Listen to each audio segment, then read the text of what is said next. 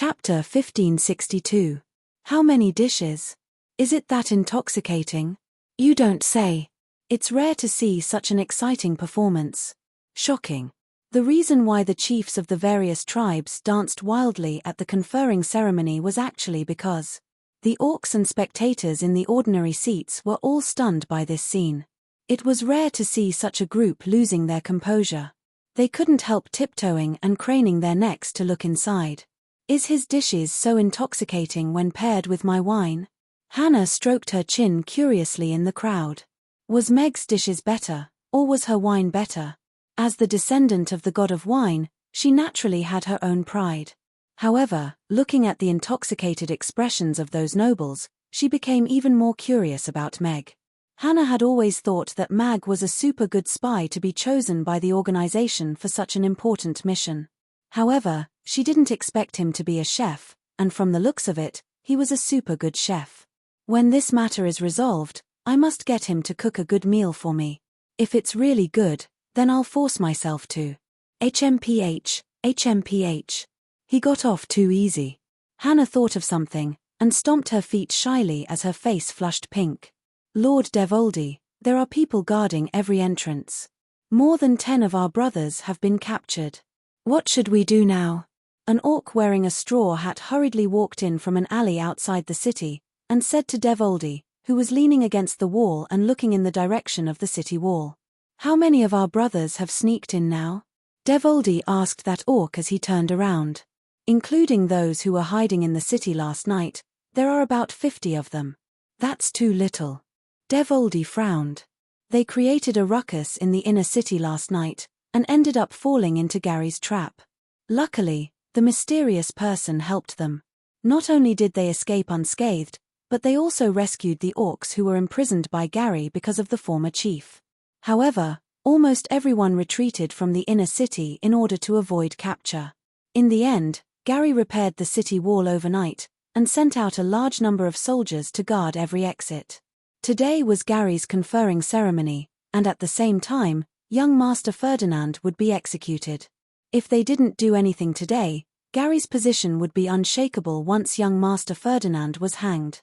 Move in batches and infiltrate the city at all costs. We must let more of our brothers enter the inner city before the conferring ceremony begins, Devoldy said with a serious expression. Yes, the orc replied and prepared to leave. Devoldy, you want to enter the city, right? At this moment, a low voice suddenly sounded from the alley. Who's there? Devoldy looked towards the entrance of the alley. His staff was already beginning to gather light. The young orc also nervously drew his long sword from his waist and looked back at the alley. I'm Ken, one of Jerome's men. The orc slowly walked in with his hand raised. Stop! Devoldy shouted. He looked at Ken with vigilance and said, if you come any closer, you will turn into a pile of charcoal. Tell me, what did Jerome send you here for? Don't misunderstand. I don't mean any harm, and Jerome didn't send me here, Ken said to Devoldy as he stood still. Jerome has a few lackeys, and you are the most famous one. Do you think I will believe you? Devoldy sneered as he looked at the alley behind Ken with uneasiness. If I were on his side, you would have been surrounded by the heavy cavalry led by Darryl or Kurt, and then killed on the spot. Your heads would be displayed to the public. Ken put down his hand, and looked into Devold's eyes. He lowered his voice, and said, perhaps you don't know, but the bounty on your head is 1 million copper coins. Devoldy frowned when he heard that. After pondering for a while, he put down his magic caster's staff, and said to Ken, what do you want from us now? I am indebted to Chief Isaiah. Back then, he saved my mother, who was picking herbs, from dying in the mouth of a ferocious tiger. Of course, this matter was insignificant to the chief, because a kind person like him had done many similar things. However, the medicine that my mother brought back saved me from the brink of death. He saved my life and my mother's life. A person like him shouldn't die like this, Ken said sadly. Don't be hypocritical here. When the rebel army breached the city wall, you were standing beside Jerome. Did you show mercy to the chief and his family? Devoldy said angrily. I indeed didn't stand on the chief's side. Ken's eyes dimmed, but he still looked at Devoldy, and said, however, I let Princess Connie go. She should have survived. Gary didn't find her. You let Connie go. Devoldy and the orcs at the side were elated to hear that. I didn't have the ability to save the chief, and Princess Connie only did a little. I still owe Chief Isaiah a lot, Ken said. Then, why are you looking for us today? Devoldy looked at Ken, perplexed. Today is the conferring ceremony. Gary intends to hang young Master Ferdinand in front of everyone, and completely cut off the possibility of a revival. If young Master Ferdinand dies, the chief will only have Princess Connie as his daughter. Even the chief's loyal supporters will find it difficult to support her as the new chief. So, tonight is the last chance. Ken looked at Devoldy, and took 2 steps forward. He lowered his voice, and said, I'm in charge of guarding the southwest gate today. The brothers I've chosen to bring along are all our people. All of you will change into black soft armor. When you see 3 torches lit up on the southwest gate, immediately enter the city under the cover of night. I will let you pass. Devoldy was elated to hear that. He grabbed Ken's hand, and said, if we can succeed today, and young Master regains control of the Fork tribe in the future, I will definitely thank you greatly. This is what I should do. It will be very dangerous after entering the city. All of you must be careful. Ken also gripped Devold's hand tightly, and turned to leave quickly. Don't just drink. Come, eat more, fish. Meg chuckled as he called out to the few orcs who came to retrieve the corpses. He pushed a freshly grilled fish in front of everyone, and filled their glasses with wine. This wine, this fish, is really too beautiful, delicious. The scarred orc stuttered as he hugged a wooden pillar at the side. The few orcs at the side drank 2 more bowls before collapsing from the alcohol. However, they still had satisfied smiles on their faces. All right, then drink a few more glasses. When you wake up, the world might change. Meg put down the wine jar, and walked out of the alley with a smile. Serve the last dish. It's time for us to go and watch the show, Meg said as he went into the kitchen, and removed his apron. Chapter 1563. A palace maid in charge of serving the dishes stood in front of Haman, and excitedly said in disbelief, the entire place is filled with fragrance, and the praises are endless. This is the first time I've seen those nobles lose their composure while eating, yet they can't bear to put down their chopsticks. Haman couldn't help but praise, Mr. Meg is indeed Mr. Meg. He lives up to his reputation. He was most worried about whether the guests at the main banquet would be satisfied on such occasions. The nobles from different tribes had different preferences and habits. Even the most experienced chef couldn't satisfy everyone. However, Meg did it today. He used the ultimate delicacy to break the barrier between habits and preferences, and turned this banquet into a carnival.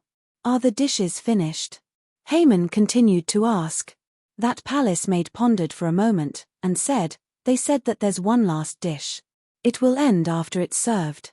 Husband and wife lung slice. Haman's smile faded. He wasn't unfamiliar with Romeo and Juliet. They were a pair of kind nobles who liked exquisite dishes, and were very friendly to everyone. If there hadn't been a rebellion, they wouldn't have ended up like this. Go. Be careful. It's the last dish. You mustn't make any mistakes. Haman raised his hand to let that palace maid go. The palace maids carried the last dish away, and Haman strolled slowly to kitchen 1. Just as he was about to knock on the door, Meg happened to open the door and walk out. Manager Haman, what a coincidence. I was just about to look for you, Meg said to Haman. Oh, what can I do for you, Mr. Meg? Haman asked with a smile.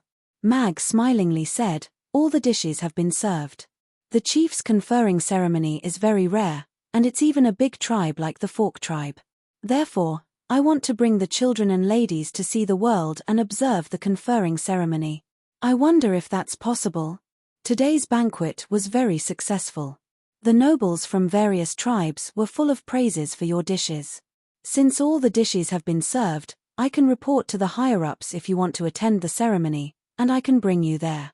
Haman nodded with a smile. Then I'll have to trouble you, Manager Hyman. Meg said gratefully, showing an excited expression. Hyman extended her head to take a look into the kitchen. Hesitantly, she said, "That couple. They left peacefully," Meg said with a smile. "That's good, that's good." Hyman looked at Meg with a complicated expression on her face as she nodded. Then, she turned around and left. Barbara appeared behind Meg and said softly, "The couple has been successfully relocated. The guys in the back alley have also been dealt with." Meg nodded slightly and said softly, "Very good. Let's get ready to go to the ceremony. If there is a chance, we still have to give it a try." "Father, what powder did you just put into the grilled fish?" Amy asked curiously as she walked beside Meg. "It's a kind of drug.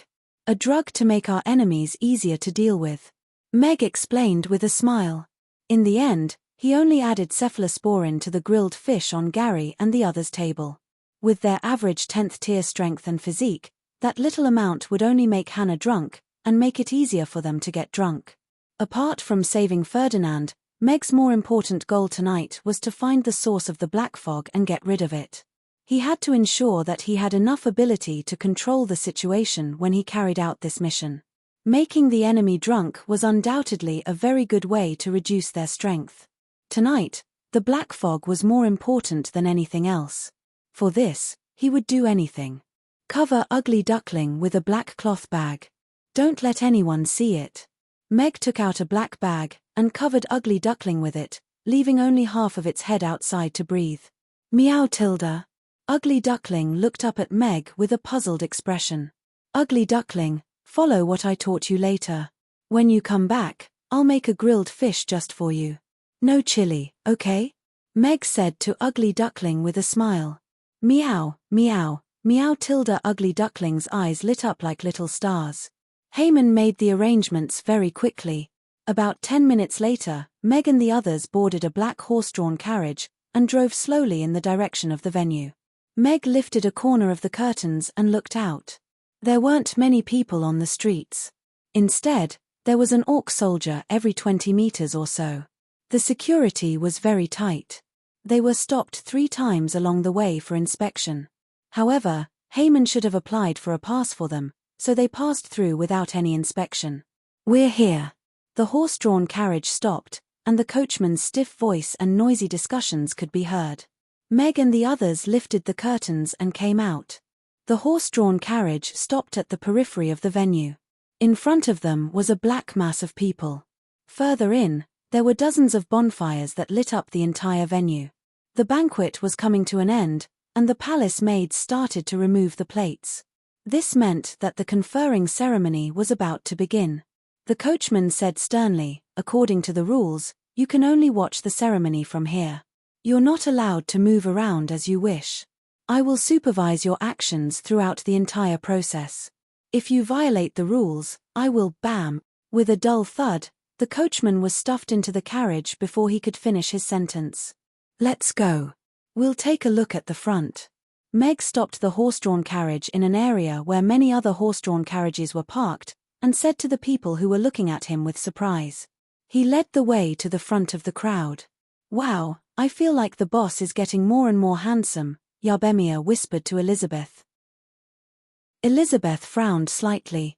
She looked at Meg's back with a thoughtful expression. She felt that he was somewhat familiar, but she couldn't quite put her finger on it. She couldn't help but think of the masked man. Barbara used the power of space to open a path for them, and they easily squeezed to the front row, occupying a good spot to watch the ceremony. "Have you found her?" Meg whispered into the walkie-talkie. "I haven't found any traces of Connie yet. I will continue to keep an eye on her," Camilla's voice quickly sounded. "Be careful," Meg reminded her as he looked at the figure in orange armor who was slowly walking toward the stage. There was no need for an introduction. This was definitely the main character of today's conferring ceremony, the Kingslayer, Gary. Putting his looks aside, that orange armor already made Meg feel inferior. He exuded an orange aura from head to toe. Of course, what Meg was more concerned about was whether there was the aura of the black fog on him. In Meg's heart, Gary was the #1 suspect at the moment. He does have the aura of the black fog and evil on him, but it's much weaker than Borge and Alfred's. It might be because the black fog is still small. Irina's voice sounded in Meg's earpiece.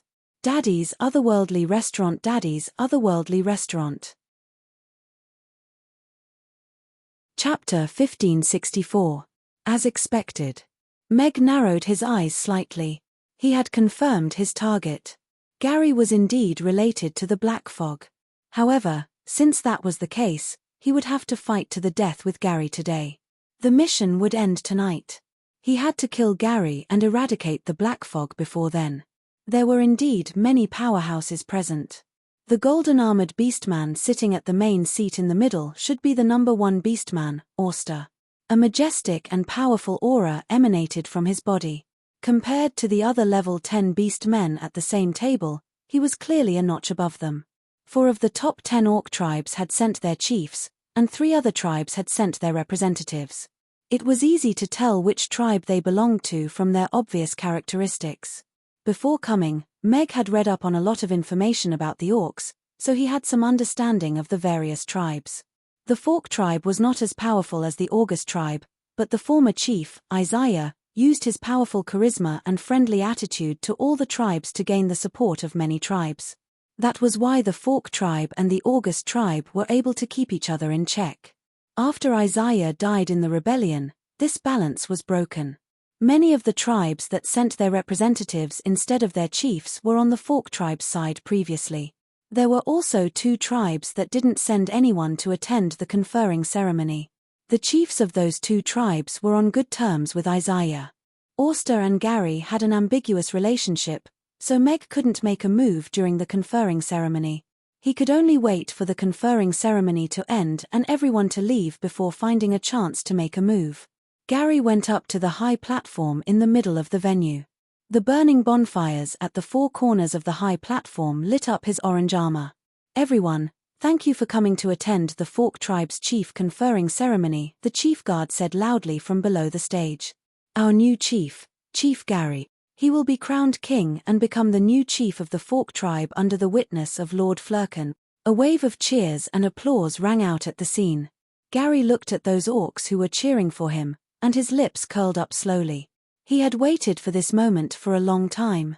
More than 100 years ago, he stood below the stage and watched as Isaiah was crowned king under the cheers of his clansmen and the blessings of the beast god. From then on, he swore to himself that one day, he would replace Isaiah and stand here with his head held high. He would trample all those who had mocked and bullied him, making everyone tremble and cheer for him. Now, he had done it. Isaiah was dead, and so were those who had mocked him. Gary opened his arms wide, and loudly said, "This is the choice of the great Flurken. He gave me great power, and let me shoulder the heavy responsibility of leading the Fork tribe forward. I, Gary Belloc, will inherit Lord Beast God's will and become the leader of the Fork tribe." The resplendent light fell on his body, illuminating him with a dazzling radiance. The gazes of the Fork tribe's people all landed on him. Some supported him fervently, while some were secretly sad. "Hey, father, look. That uncle is wearing the same color as Ugly Duckling," Amy said in surprise as she pointed at Gary. Ugly Duckling meowed softly, and glanced at Gary with disdain. "Yes." Meg's lips moved, and he held back his laughter. He looked around, and his gaze landed on the gallows not far away. Dozens of gallows were erected there, and it looked rather eerie. If nothing went wrong, Ferdinand, whom they had been searching for, would be put on the gallows very soon, and then be hanged in public. He would become the symbol of the beginning of Gary's era. Isaiah is the sinner of the Fork tribe.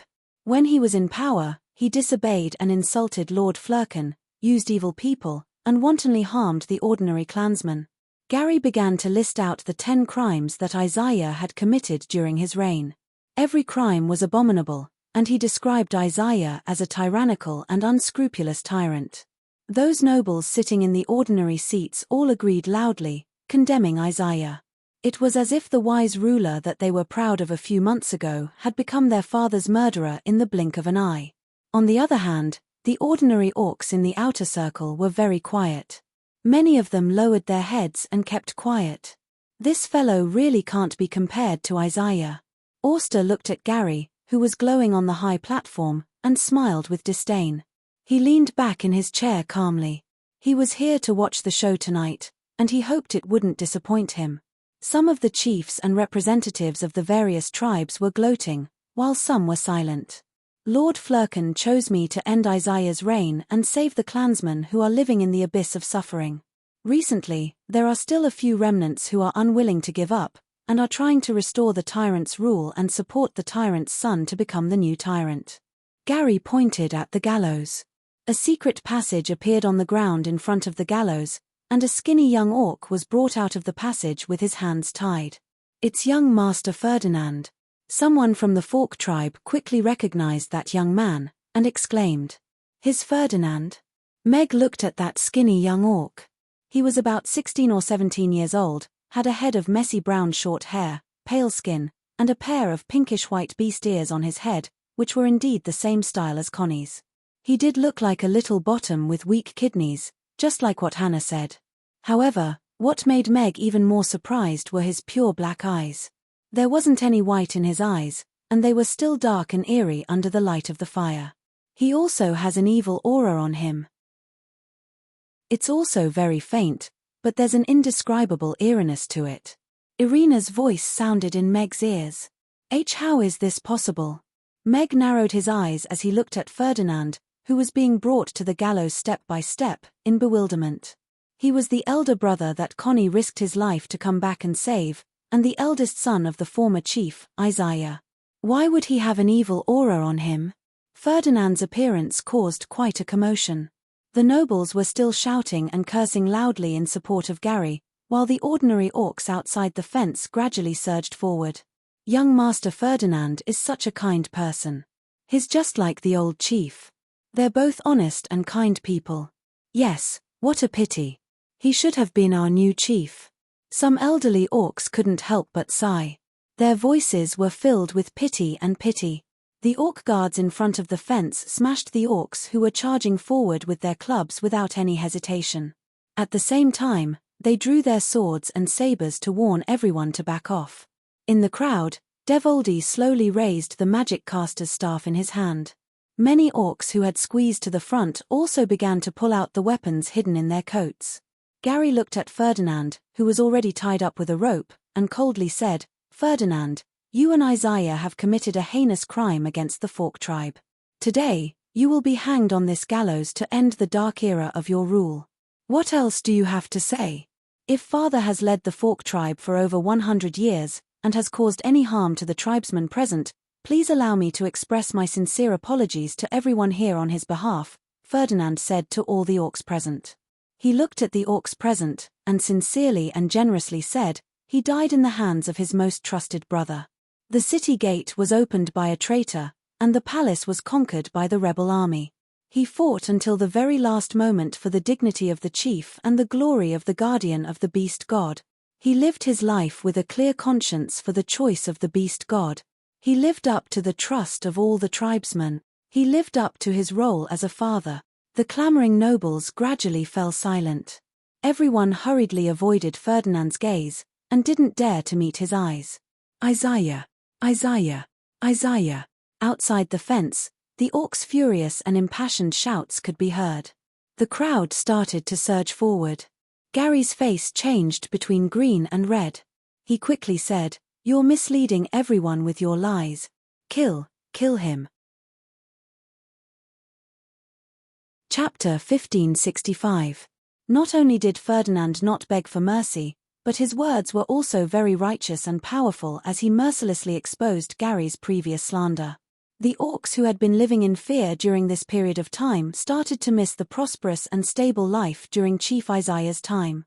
They looked at Ferdinand, and started to wonder if the Fork tribe could return to how it used to be if young Master Ferdinand became the new chief.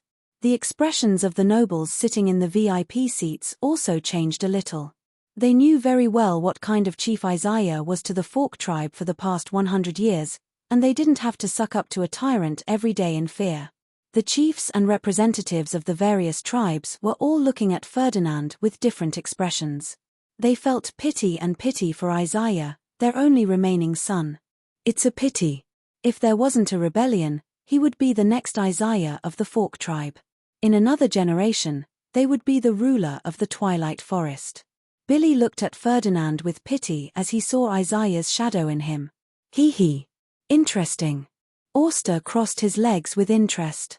He looks like a bottom, but is quite aggressive with his words. Meg was also looking at Ferdinand with surprise. He already saw a few orcs who had drawn their weapons from the corner of his eyes. It seemed like chaos was about to break out. He lowered his voice and asked, "Have you found her?" "Not yet." Camilla's voice sounded. "She didn't come?" Meg frowned. Given Camilla's night detection ability, she wouldn't have missed Connie. However, how could she not come at such an important moment today? Young master. Devold's eyes were already glistening with tears. He stared at Ferdinand as if he was looking at the old chief who had taken his oath on the high platform back then. Young master's words and actions didn't disgrace the old chief's reputation at all, and he didn't disappoint his followers, either. The orcs drew their weapons with glowing eyes. For the future of the Fork tribe, they were willing to give up everything, including their own lives. Gary was indeed a little shocked by Ferdinand's words. This nephew of his who was not good with words in front of him suddenly gave such a generous speech on stage, and that caught him off guard.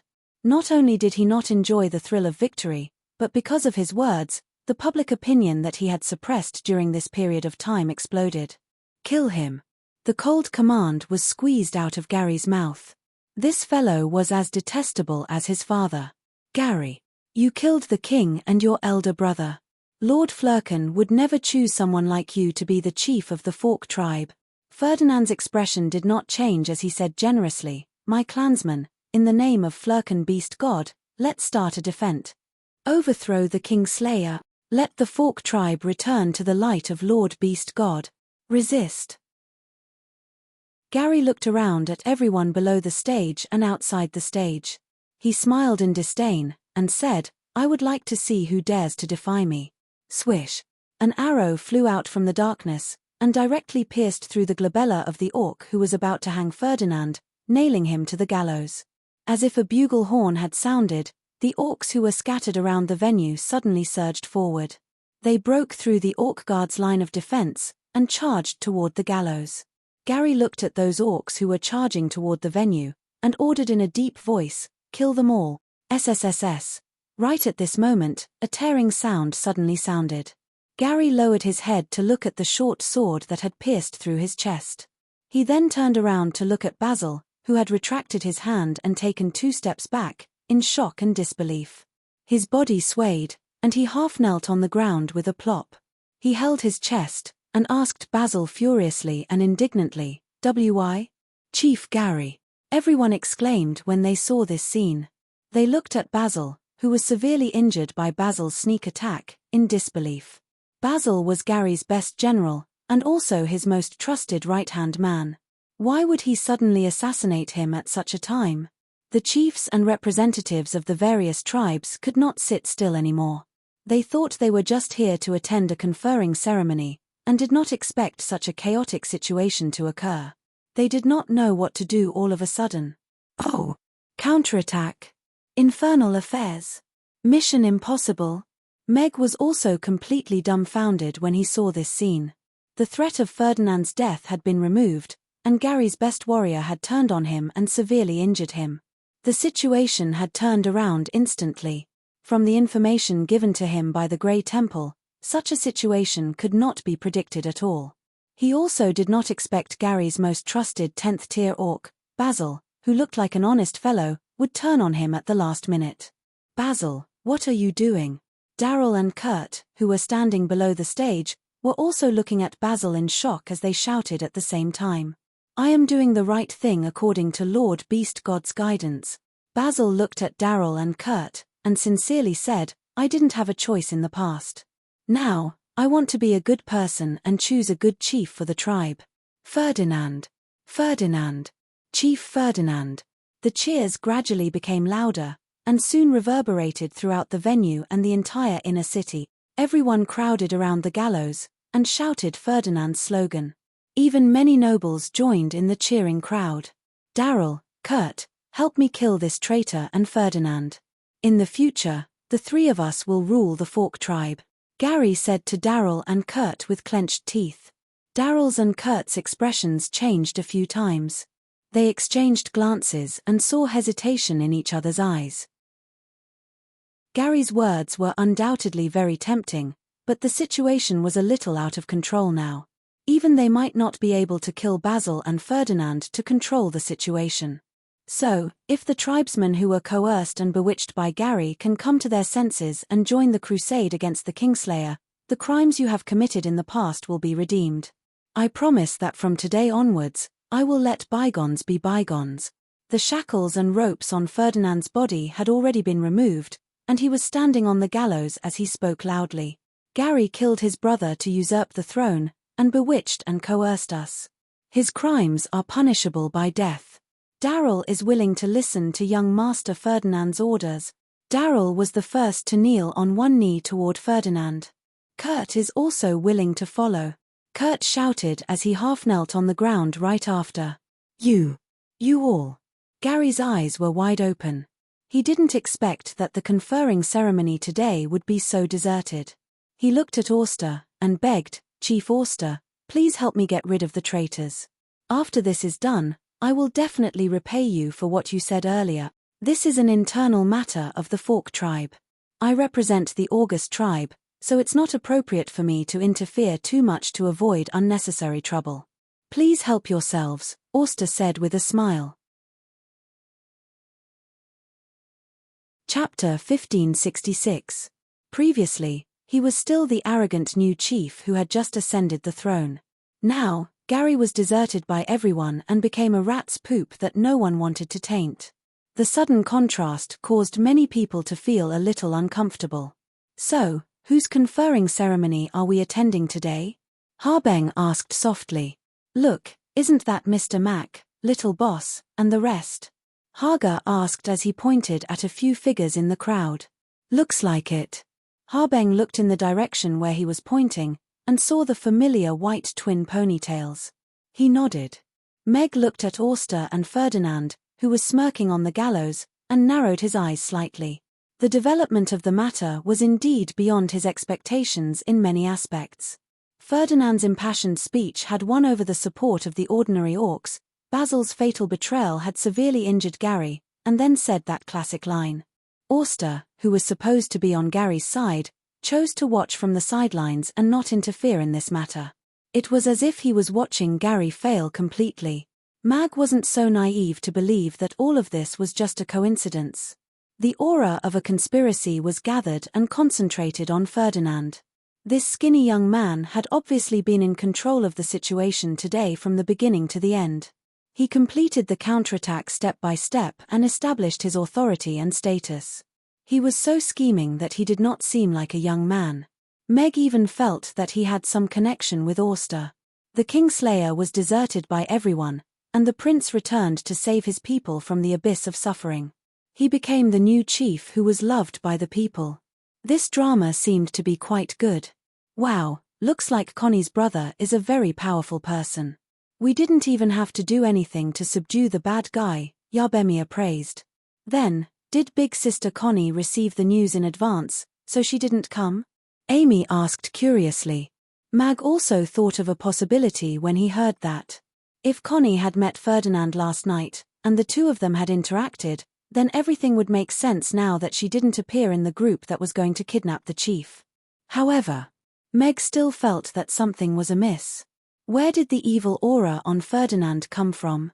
If Gary died today, then the source and clues of the black fog would point to Ferdinand. This was something that couldn't be ignored or ignored. Having lost his power, his subordinates' loyalty, and his powerful external aid, Gary clutched his chest as he stood up shakily. He looked at Ferdinand with a gloomy smile, and said in a self-deprecating manner, "Even Isaiah died in my hands. I didn't expect that I would fall in the hands of a brat like you. I really didn't expect you to be so shrewd and capable. Even my most trusted subordinate has become your man." Ferdinand calmly said, "The Fork tribe is loyal to Lord Flurken. They only listened to Lord Flurken's choice." Gary, you were destined to fail the moment you started to go against Lord Flurken's will and choice. The beast god doesn't exist. There was no god in this world. Evil and terror will descend eventually. No one can stop all of this, Gary suddenly exclaimed agitatedly. He looked around at everyone with a creepy smile on his face.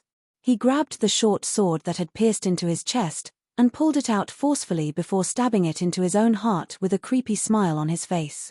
Everyone has to die. Everyone has to die. The horrifying whisper lingered in everyone's ears for a long time before dispersing. Gary's corpse fell to the ground slowly as blood flowed out from his body.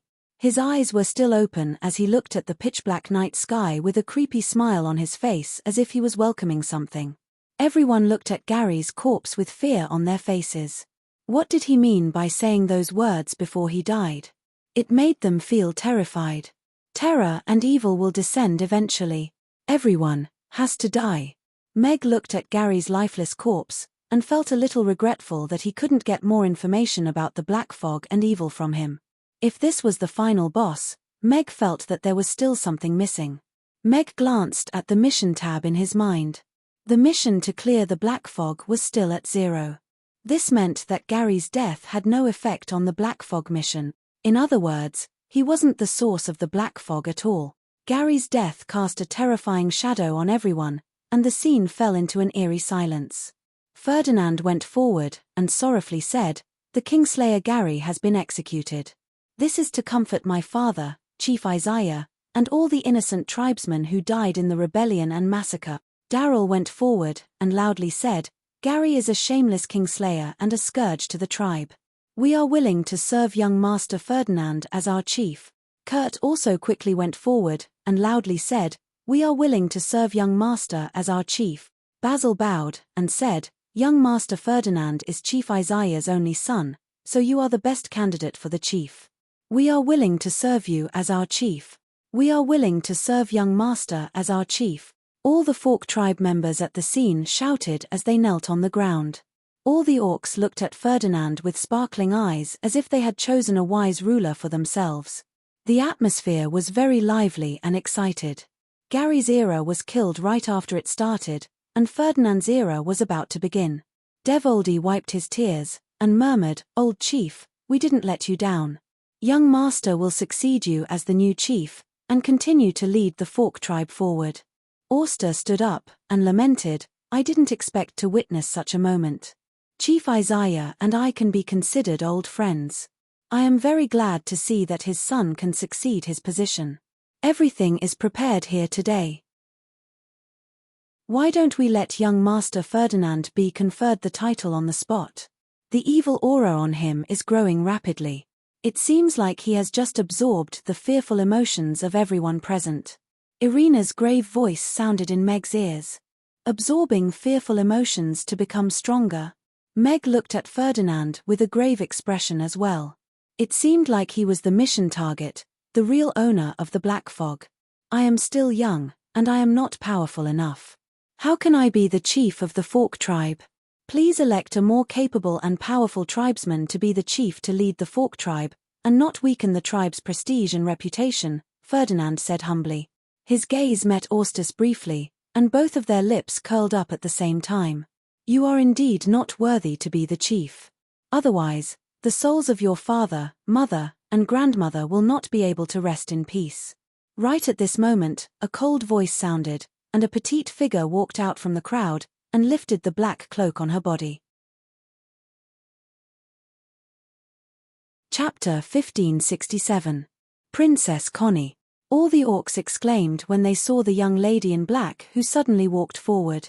She had a petite figure, slightly curly hair, and pinkish-white orc ears that stood upright under the light of the fire. That adorable face seemed a little solemn now as she stared at Ferdinand. Connie's sudden appearance did surprise many orcs.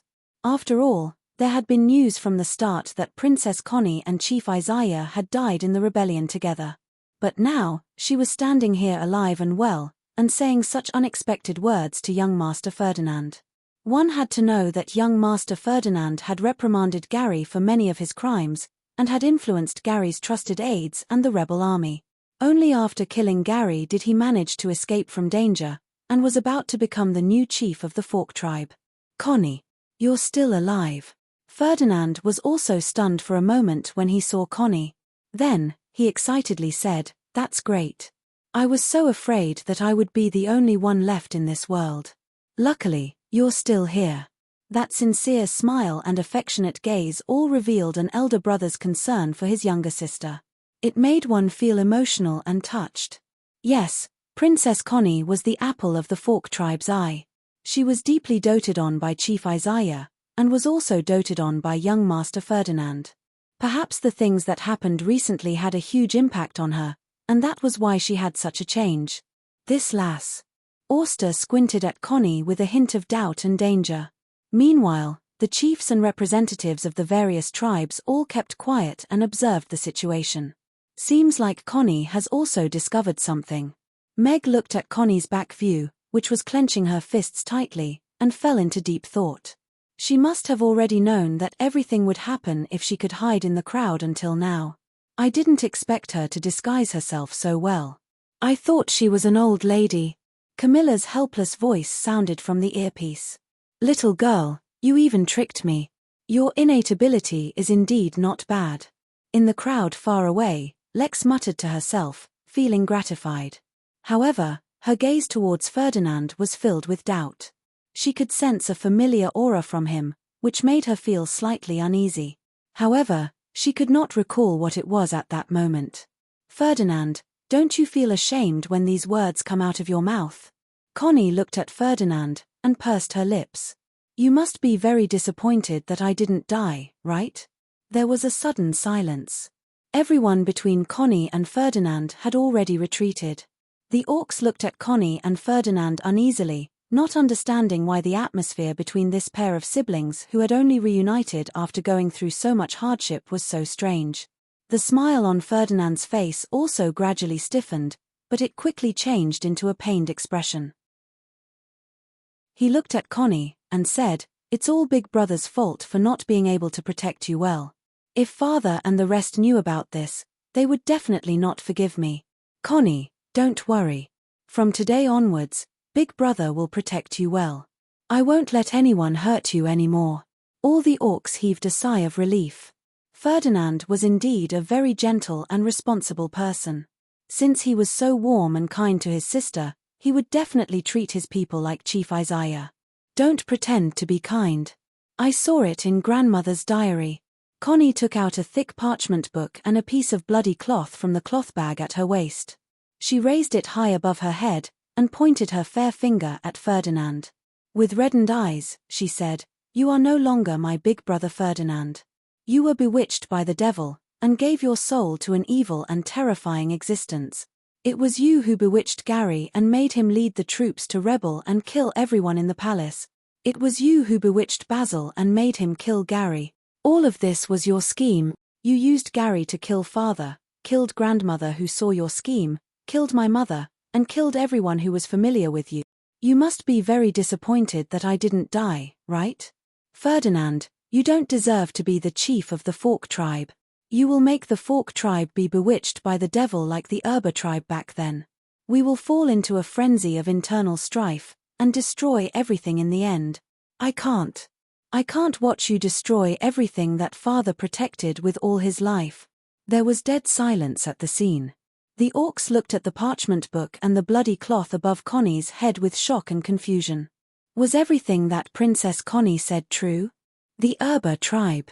Billy, the chief of the Blue Sky tribe, suddenly stood up, and looked at Connie in disbelief. One of his close friends back then was one of the 10th tier powerhouses in the Erba tribe. He had personally rushed to the scene on the day that the Erba tribe was attacked. The extremely tragic scene would still flash through his mind occasionally. He couldn't imagine what exactly happened there to cause such a horrifying scene. He almost didn't see a complete corpse. The horrifying wounds seemed to have been torn apart by some wild beast. There wasn't a single survivor in the entire tribe.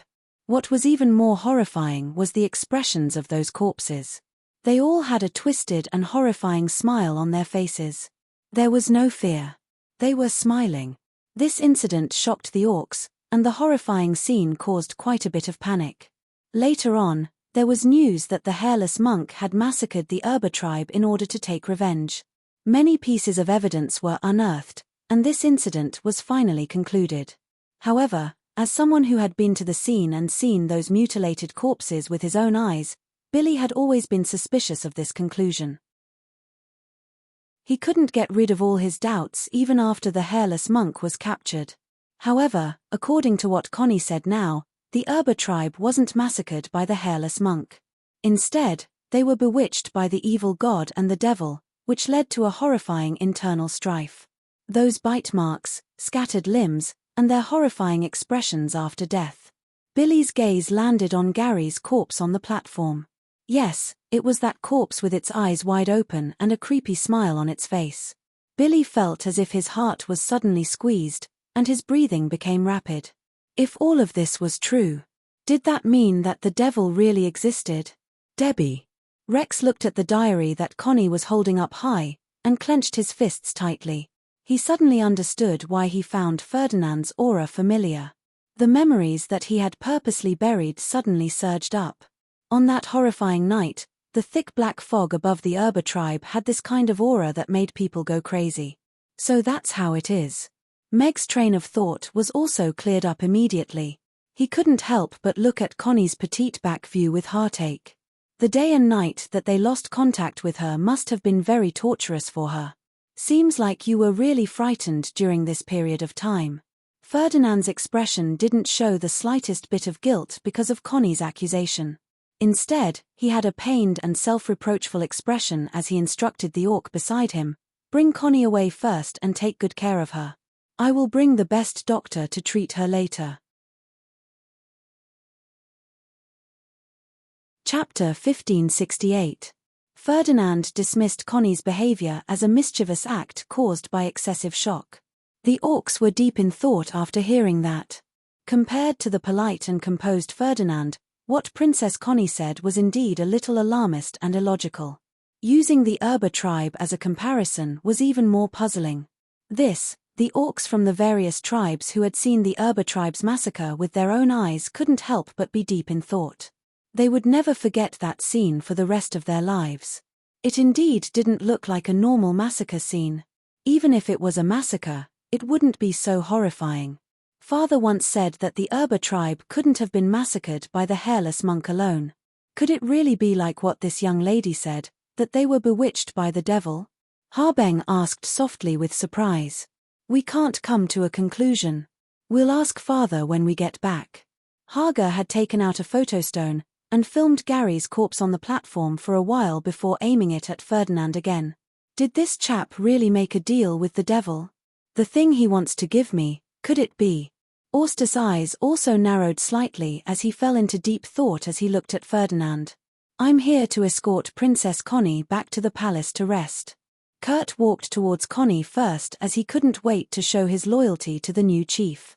The people around them took a few steps back instinctively as if they wanted to keep a distance from Connie. Connie opened the blood letter in her hand and angrily said to Ferdinand, "Ferdinand, are you feeling guilty? This is the blood letter grandmother left in her room. She wants me to stay away from you and the tribe. She has already foreseen the future of the Fork tribe. She knows I can't stop all of this, so she wants me to escape from here and from your side." The bloodstain was already brown, but from the messy handwriting, it was obvious that the person who wrote this blood letter was in a state of panic. If this was really written by Madame Debbie, what did that mean? "Princess Connie, let me bring you back to the palace to rest. You must be exhausted." Kurt walked towards Connie with a smile, and reached his hand out to her. "Take back your dirty hands, you bastard." An angry roar sounded like thunder. Kurt's expression changed drastically, and he subconsciously put his hands in front of him. A large shoe appeared in front of him, stepped on his hand that was blocking in front of him, and kicked him in the face. Kurt's face instantly deformed as he was stomped into the ground with a horrified expression. Bang! Gravel flew everywhere, and a deep pit appeared on the ground. Kurt's 2 feet were raised high, twitching unnaturally a few times. A tall, short-haired orc appeared in front of Connie, stepping on Kurt's head with 1 foot. His resolute face was like that of a thunder god, imposing without being angry. All the orcs looked at Kurt, who had been stomped into the ground, in shock. This was the 10th tier powerhouse of their Fork tribe, Lord Kurt. How could he be stomped into the ground so easily? Who exactly was this fellow? Hairless monk! Darrell exclaimed when he saw the orc that suddenly appeared. They had just exchanged blows last night, so he naturally could recognize who that person was. He looked at Rex with shock and anger, and said, "You came here to save young Master Ferdinand last night. Now that young Master Ferdinand is here, why did you hurt Kurt?" Hairless monk! All the orcs were in an uproar when they heard that. The orcs around them even retreated tens of meters away as they looked at that short-haired orc who was stomping on Kurt in front of Connie with horror. The hairless monk's infamy had only increased over the past few hundred years. He was still the #1 villain in the Twilight Forest. He was someone who could stop children from crying at night with just his name alone. Back then, the Urba tribe was annihilated. It was a horrifying scene, and the main culprit was this fellow in front of them. But, wasn't he imprisoned in Chaos City's Bastille prison after he was caught? Why was he here? And why did he attack Kurt? Rex, I didn't expect you to still dare to appear in the Twilight Forest. Auster also stood up immediately, and shouted at Rex. All the representatives from the various tribes couldn't sit still anymore. They all stood up and looked at Rex cautiously with nervous expressions. "I am her master. Why do you think I have to stomp on him?" Rex turned to Ferdinand with a grave expression, and said, "Debbie is right. The evil aura on you is no different from the black fog that gathered above the Urba tribe that day. It came from the devil. Welcoming the devil's arrival will bring a destructive disaster to the tribe. The Urba tribe is a good example. Connie came back to save you, but you sold your soul to the devil. You killed your father in such a way to ascend to the throne. You forced Debbie to her death. A fellow like you should be executed. Is it really the devil who is causing trouble?" Billy looked at Rex. He had always wanted to kill Rex to avenge his best friend for the past few hundred years, but now, he couldn't help but start to doubt if the crime he had set on Rex back then was right. Ferdinand looked at Rex with a tinge of fear in his black eyes. He took 2 steps back instinctively, but he quickly stopped himself and calmed down. He looked at Connie with a sorrowful expression, and said, "Connie, why did you acknowledge a sinner as your master? No wonder you would say those words earlier. I don't blame you. You must have been brainwashed by the hairless monk. If there really is a devil in this world, then he must be the scariest one. Otherwise, he wouldn't have wiped out the Urba tribe, and even cut open the stomach of a newborn child. Yes. A devil actually dares to slander young master like that. Princess Connie actually acknowledged the hairless monk as her master. This is simply a disgrace to the tribe." The orcs from the Fork tribe chimed in as they looked at Rex with hatred and fear. They also looked at Connie with disgust. Almost everyone was standing on Ferdinand's side, and the voices of doubt had almost disappeared. Ferdinand looked at all the chiefs and representatives with a sincere expression, and loudly said, "All the chiefs and powerhouses present, I, Ferdinand, represent the Fork tribe, and earnestly request all of you to subdue the devil, the hairless monk, so that the Fork tribe won't repeat the same mistake as the Urba tribe back then after suffering a calamity and suffering severe losses. The Fork tribe will remember this kindness forever." When the chiefs heard this, they all looked hesitant. This matter had nothing to do with them, but the appearance of the hairless monk, Rex, made the entire orc race unable to extricate themselves from this. Compared to Rex's excuse for himself, Ferdinand's request and words were obviously more convincing. The Tadara tribe is willing to support the Fork tribe. The Dino tribe supports the Fork tribe. The Nanmu tribe supports the Fork tribe. All the powerhouses from the various tribes walked out and shouted loudly. Ferdinand curled his lips slightly. No matter how powerful the hairless monk was, could he really take on 10 of them? However, his expression was still extremely righteous, as if he was willing to sacrifice himself for the tribe anytime. "Master, why don't they believe us?" Connie looked at Rex's broad back as tears flowed uncontrollably from her reddened eyes. "This is why I didn't want to say it back then. After so many years, this batch of orcs is even worse than that batch back then." Rex smiled with a hint of helplessness in his smile. Wonderful Bookhouse. Chapter 1569. Connie, step back. The orcs are going to exterminate the hairless monk today to avenge the souls of the Urba tribe who died tragically back then, Ferdinand said to Rex as he pointed at him. The orcs from various tribes had already drawn their weapons, and the powerhouses from the Fork tribe were also looking at Rex with hatred. Everyone seemed to be on Ferdinand's side. These baddies are bullying Big Sister Connie together. I'm going to blow them all up into the sky, Amy said angrily as she took out her fire lotus bombs. Get ready. The first objective is to bring Connie out of here safely, and the second objective is to capture Ferdinand, Meg said with a serious expression as he pressed down on the long sword hidden under his loose robe. Tonight's events were full of ups and downs, and had completely exceeded all his previous plans. However, things were gradually getting clearer.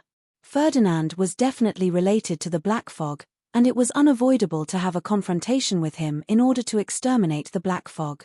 It was just that he made use of his powerful ability to empathize, and the orcs' inherent impression and fear of Rex to successfully make most of them join the ranks of exterminating the devil willingly, tipping the balance of power between both parties. You said the hairless monk represents evil, and everything he said is a lie. What about me? Right at this moment, a sarcastic voice sounded from above the square. A faint golden light flashed, and Irina appeared above the square, hovering in midair.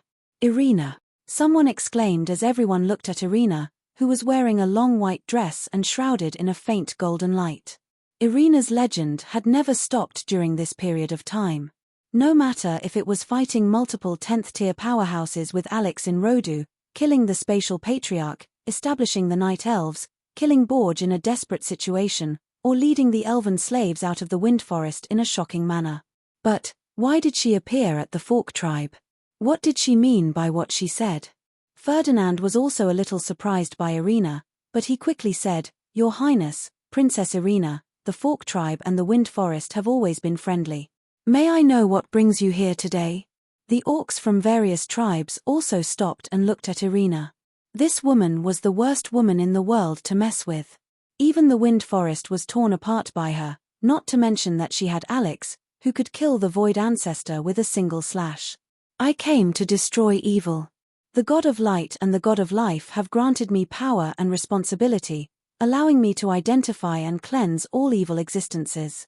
Irina looked at Ferdinand with a pure expression and a cold voice. I've discovered evil in your body. It's a power and aura that doesn't belong to this world. I suspect that you've made a deal with the devil and sold your soul.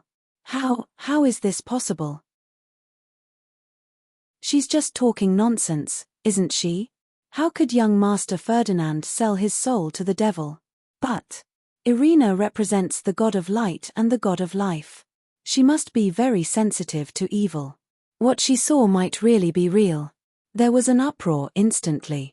Compared to Rex, who was seen as an evil and terrifying existence, Irina's words seemed to carry more weight, and no one could refute them directly. It was undeniable that Irina and Alex had left many legends when they traveled the continent all these years. They punished evil and promoted good, and were seen as the embodiment of justice. Her sudden appearance in the Fork tribe and her accusation that Ferdinand sold his soul to the devil really stunned the orcs of the Fork tribe. Princess Irina, please mind your words. Although my power is insignificant, and the Fork tribe has gone through a calamity, I am Isaiah's son, the young master of the Fork tribe. Ferdinand looked at Irina seriously, and said, I will never agree to your unreasonable accusations and forcing the blame on me. The Fork tribe and the orcs will never agree to it, either.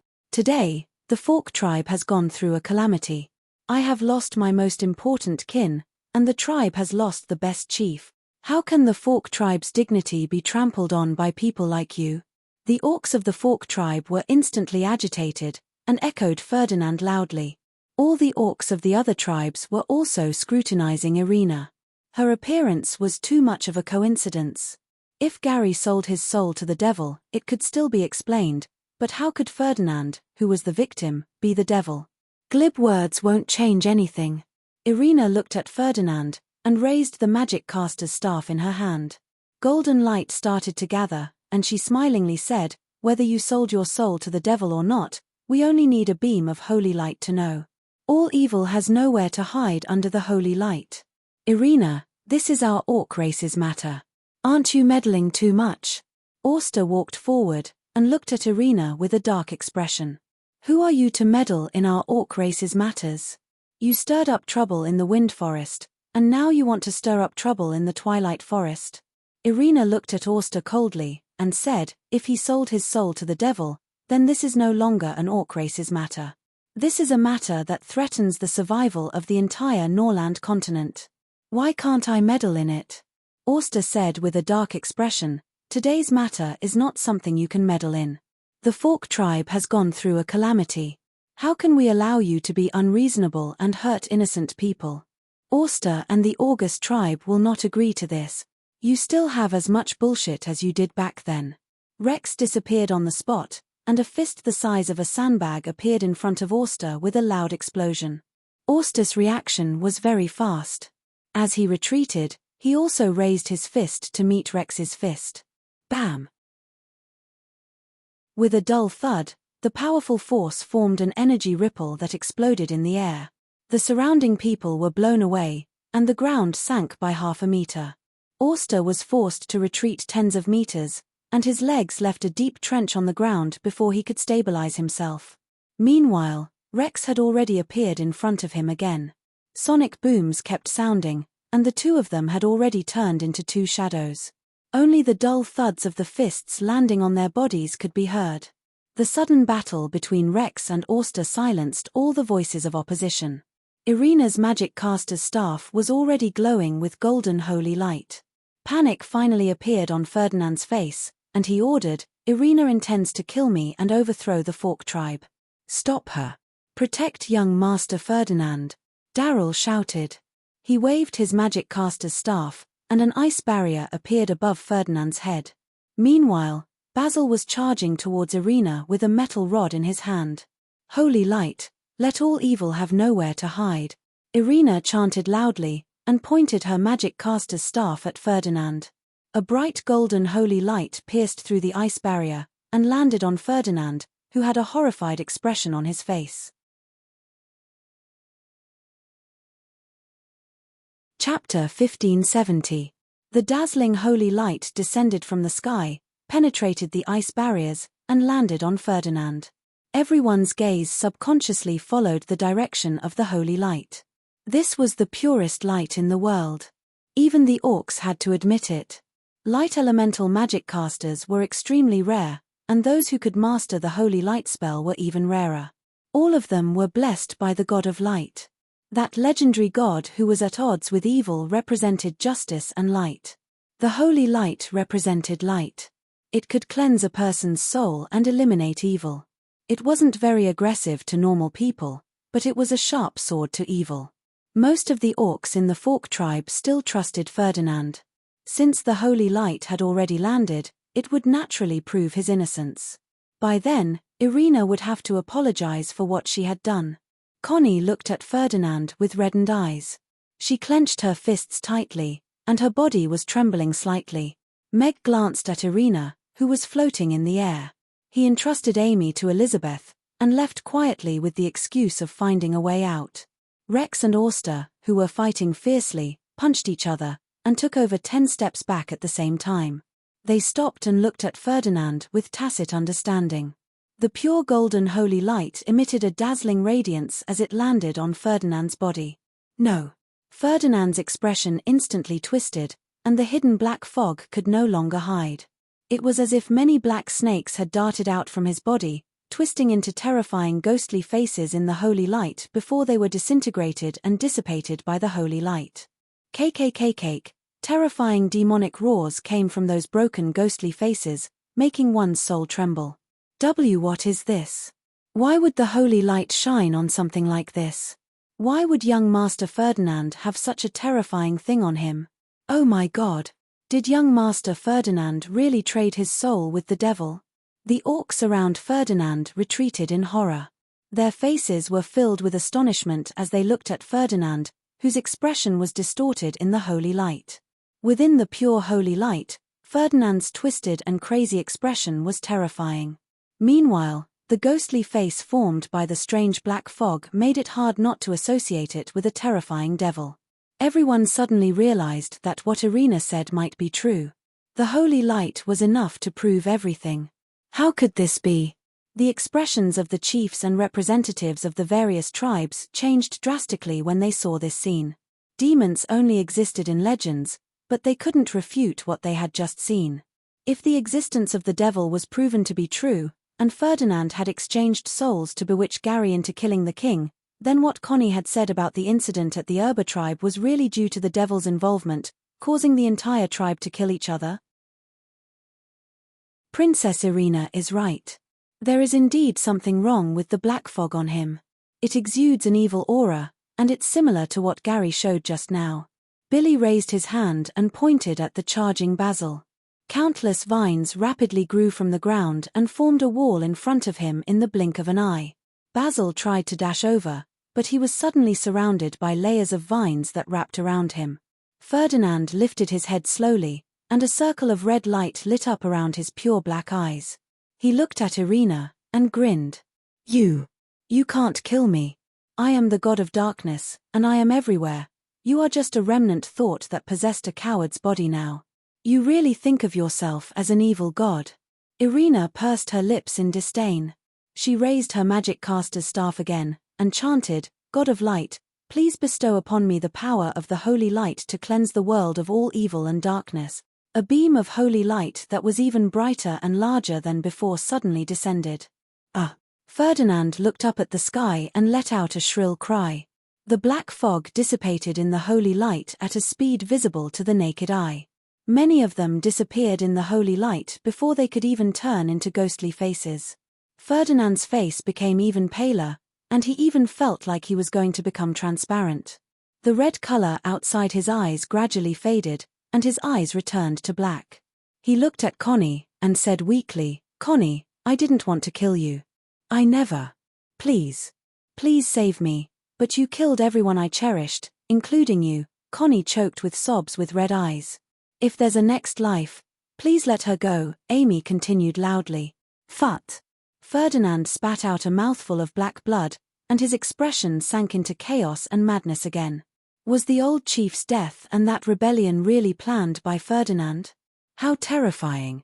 The chief treated him so well, and nurtured him as the next chief. Why did he do this? When the orcs saw this scene, they could basically judge the current situation. Ferdinand, who had nowhere to hide under the holy light, had a definite connection with the devil. Ferdinand suddenly opened his eyes, and stared at Connie with his black eyes. With a crazed expression, he said, I'm going to kill you. You bastard born of a bitch. You're the ones who killed my mother. You're the ones who made me unable to even see her. All of you should die. Has he ever used any of his benevolence on my mother? I'm going to kill all of you to comfort her soul. She said she died a horrible death. Your mother died in childbirth. She was the one who insisted on protecting you, and entrusted you to my mother, begging her to treat you as her own son. You should know very well how my mother treated you all these years. If she really killed your mother, why would she treat you so well, even better than she treated me? Connie looked at Ferdinand and hugged the diary tightly. Grandmother's diary recorded all these things, but you listened to the devil's bewitchment and killed the person closest to you. No. It can't be like this. It can't be like this. Ferdinand grabbed his hair, and roared with a pained expression. He knelt on the ground with a thud, and let out a furious roar. Irina looked at this scene with a cold expression. Suddenly, she raised her brows, and hesitated for a moment. She kept her magic caster's staff, and pointed it at Ferdinand. At the same time, she shouted, Ferdinand's soul has been completely corroded by the devil, and he has become the devil's most loyal servant. In order to prevent him from continuing to harm the world, the God of Light will cleanse his soul and body completely. As soon as she finished speaking, the holy light on Ferdinand's body exploded. The blinding light made it hard for anyone to see what was inside the holy light. About 3 seconds later, the holy light gradually dissipated. Meanwhile, there was only a tattered shirt left in the center of the gallows platform. It was the one that Ferdinand was wearing earlier. No pop-up window. Chapter 1571. There was dead silence at the scene. The orcs from the Fork tribe looked at that tattered piece of clothing on the gallows, and they couldn't hide the shock and fear on their faces. The holy light had already proven Irina's words. Ferdinand had sold his soul to the devil, and was completely wiped out by the holy light. There was no point in fighting anymore. Perhaps they should thank Irina. If it wasn't for her, they would be facing the rule of a devil. Nobody knew if the Fork tribe would become the next Urba tribe. Now that the Fork tribe was leaderless, where should they go next? The chiefs and representatives of the various tribes had different expressions when they saw this scene.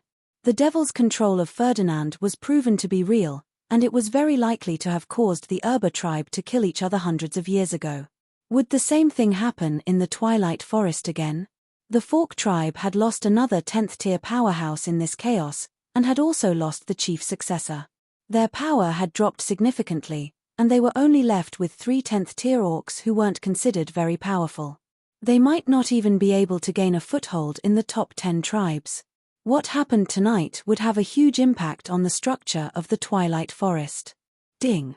The black fog has been cleared. The source of the black fog has been completely isolated. Congratulations on completing the mission. You have received the mission reward, a face-changing mask. The system's cheerful voice sounded in Meg's mind. He raised his eyebrows, and walked out of the crowd again. He returned to Amy and the rest with a smile, and said, "Seems like we don't have to retreat anymore." "Brother." Connie looked at that tattered piece of clothing, and bit her lip hard. She was trying her best to control her emotions as tears streamed down her face. That petite figure looked extremely lonely and fragile in the crowd. Everyone looked at her with pity. The survivor of this rebellion was probably the most unfortunate one. The Kingslayer, Gary, is dead. The devil, Ferdinand, who plotted all of this, has been killed. Now, the only one who is qualified to inherit the position of chief of the Fork tribe is this little princess of yours. Irina's gaze landed on Connie, and a gentle light also landed on her. The orcs from the Fork tribe looked at Connie, who was standing in the light, and their eyes gradually lit up. Princess Connie is the chief's favorite princess. Devoldy walked out of the crowd, and raised his magic caster's staff as he spoke. She's his only child now, so it's only right that she should inherit the position of chief. I agree too. Princess Connie is a kind and brave person. She exposed the devil's lies and scams. She will definitely be able to lead the Fork tribe out of this difficult situation. Another old man walked out, and agreed loudly. All the orcs nodded in agreement. Connie's actions today had changed everyone's impression of the princess, who was as innocent as a little white rabbit. This experience was undoubtedly a trial for her, and she might really be able to lead the Fork tribe back to greatness. Princess Connie, please come to the stage and confer the title of chief. Princess Connie, please come to the stage. The crowd opened up a path to the platform, and shouted at Connie. "Aye." Connie heard those shouts, and her face was filled with fear and confusion. Her gaze subconsciously wandered around the crowd, and finally landed on Meg. "Go. Go and protect what your father has been protecting for his entire life," Meg said loudly. "Protect." Connie's confused gaze seemed to have caught onto something. She looked at those pairs of trusting eyes, and vaguely saw that solemn man and that loving old lady. She took a deep breath, and walked towards the stage. Connie walked up to the stage, and looked at everyone. She said in a low voice, "I am Connie. I might not have the right to stand here, and I might not have the ability to become the chief of the Fork tribe, but what I want to say is, I hope to continue protecting this land and this tribe on behalf of my father." The orcs looked at Connie, and wiped their tears silently. If all these things didn't happen, they would have been a stable and powerful tribe. "It's your turn, Ugly Duckling." Meg pulled off the black cloth on Ugly Duckling, and patted its butt gently. A grilled fish by itself. Meow. Ugly Duckling's eyes lit up, and it jumped from Amy's arms to the ground. It weaved through the crowd like a bolt of orange lightning, and dashed towards the stage. "Lighting crew in position, levitation crew in position," Meg said softly. Meow. Just as everyone was immersed in sorrow, a loud and clear cry suddenly sounded. An orange figure suddenly dashed onto the stage, and hovered in front of Connie. That was an orange cat, but it had a pair of translucent white wings on its back, which allowed it to hover in front of Connie. Its body was emitting a holy glow as if it was a god that had descended to earth. Lord Flurkin. It's really Lord Flurkin. All the orcs from the Fork tribe looked at the orange cat that could fly, and were stunned for a moment before ecstasy appeared on their faces. They all knelt on the ground, and many even started to kowtow. This is really Flurkin? The orcs from the other tribes looked at the orange cat hovering in the air, and the orcs from the Fork tribe who were all kneeling on the ground. They hesitated for a moment, and then lowered their heads to show respect. Every tribe had a beast god that they worshipped, but the beast gods had only manifested a few times in history. No one would have thought that Flurkin would actually manifest after the Fork tribe went through such a calamity. Ugly, Connie looked at the orange cat floating in front of her, and blurted out after being stunned for a moment. Meow, however, before she had a chance to say anything, Ugly Duckling had already covered her mouth with one paw. At the same time, it pressed its other paw onto her head, and the light seemed to have become even brighter, as if it were carrying out some kind of inheritance. Everyone's eyes gradually widened when they saw this mysterious scene. They might be witnessing an important scene. About 10 seconds later, Ugly Duckling retracted its fat paw from Connie's head, and a golden crown appeared on Connie's head. Meow. Ugly Duckling called out again, and then disappeared into thin air.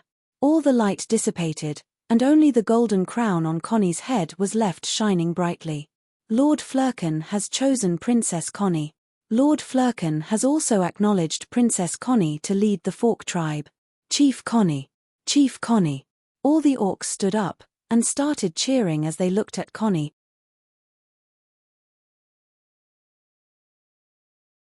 Chapter 1572. Millimeterham, Ugly Duckling, well done. I'll add another prawn for you tonight. Meg reached out to stroke the head of Ugly Duckling that Irina teleported back. In order to prevent it from being exposed on the spot, he put the black cloth bag over it again. With Flurkin's declaration, Connie's ascension to the throne was justified, and she was worshipped crazily by all the orcs in the Fork tribe. She was much more popular than Ferdinand previously. Boss, your plan is amazing. Yarbemir looked at Meg with admiration. Elizabeth also took a few more glances at Meg. After Meg's godlike maneuver, he had perfectly solved most of the problems that Connie might face after she ascended to the throne. No one dared to go against the beast god's will, and no one dared to question whether a woman could become the chief. The chiefs and orc representatives of the various tribes hesitated for a while before returning to their seats one after another. This conferring ceremony that was acknowledged by the beast god might be able to pull the Fork tribe back from the brink of falling off the pedestal. No one knew what Flurkin had bestowed upon this young female chief of the Fork tribe. The Fork tribe might become even stronger in the future. From today onwards, I, the hairless monk, Rex, will stay in the Fork tribe as a guardian until Connie grows into a powerful chief. Rex appeared behind Connie, and gave Auster a warning glance. Chmph. I hope the Fork tribe can walk out as soon as possible. Auster snorted coldly, and left with the August tribe's people with a dark expression. A few chiefs and representatives who were loyal to the August tribe also stood up and left quickly. Master. Connie turned to look at Rex, and couldn't stop her tears anymore. You don't have to worry about anything with me around. Rex looked at Connie, and squeezed out a smile on his old-fashioned face. In that case, the hairless monk has joined the Fork tribe. He's a man who's on par with Auster. After losing Isaiah and Gary, but gaining the hairless monk, the Fork tribe's power didn't decrease much. It's still the second most powerful tribe in the Twilight Forest. The chiefs and representatives of the various tribes looked at this scene thoughtfully with different expressions. The hairless monk's crime of slaughtering the Urba tribe was cleared today. The existence of the devil was like a sword hanging over everyone's head. Was it a coincidence that hundreds of years had passed? No one knew where he would appear next. Basil was imprisoned, and until it was certain that he had regained his sanity, his movements would be restricted. Daryl and Kurt were still able to discern the changes in the situation and chose to pledge their loyalty to Connie. Connie's coronation ceremony was not too grand. She cancelled all the subsequent celebrations that Gary had arranged. After thanking the guests and her clansmen, she announced the end of the ceremony. After everything that had happened tonight, everyone needed to rest, including her. The guests from various tribes began to leave. Irina also took her leave. No one would have thought that neither Gary nor Ferdinand would become the chief.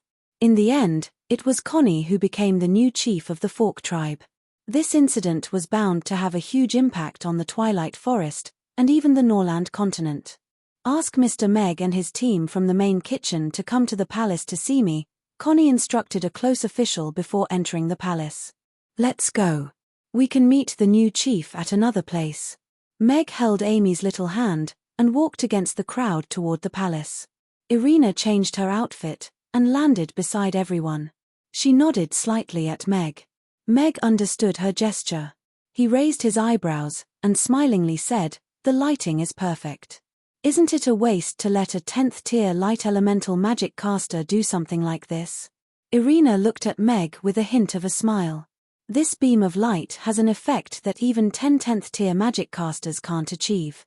Only the most professional light elemental magic caster can do it," Meg said matter-of-factly. "That sounds like a good idea." Irina nodded. Meg heaved a sigh of relief. It was indeed very difficult to find such a professional lighting engineer. And Barbara's spatial magic is also very impressive. "She can make Ugly Duckling float in the air," Yarbemia praised. "Ahem." Barbara looked smug. She coughed softly and said, "I only waved my hand casually. That's the standard that even a 4th tier spatial magic caster can do." "You did just wave your hand casually." Meg nodded. Barbara's expression froze. She raised her eyebrows and snorted angrily. With the new chief's orders, Meg and the rest were brought into the palace successfully. Compared to last night when they had to sneak in, today they walked in through the main entrance and received a good reception along the way. "The chief is inside. She invites all of you in." The captain of the guards opened the door to a hall for Meg and the rest with a smile. Meg and the rest walked in, and the door closed slowly behind them. "Boss, and everyone." Connie, whose eyes were red, turned around to look at Meg and the rest. Although tears were welling up in her eyes again, she bit her lip to hold them back. "It's all right. Everything will pass." Meg walked forward and patted her shoulder gently to console her. "Yes, Connie. You've already become the new chief of the Fork tribe. If your father and grandmother see you continue to protect the tribe and lead the Fork tribe to become stronger, they will be very happy," Yarbemia consoled gently as she went forward to hold Connie's hand.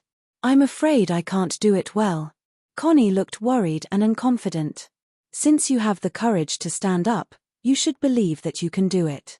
Meg shook his head with a smile.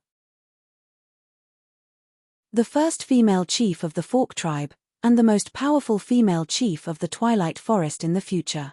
Barbara looked at Connie and touched her chin thoughtfully. "The first queen of the Moon Nation. Do you want to give it a try? Don't you still have an elder brother?" Camilla reminded her. Barbara thought for a while and said, "He. Then he will be my stumbling block." Connie's expression only relaxed after everyone's gentle persuasion.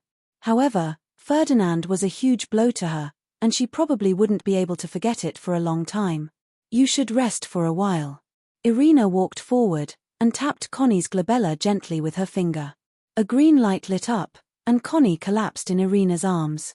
"She probably hasn't closed her eyes since last night," Irina explained to everyone as she put her down gently on a bench at the side. "Is this big sister Connie's grandmother's diary?" Amy asked as she pointed at the thick sheepskin book at the side. Book reading website.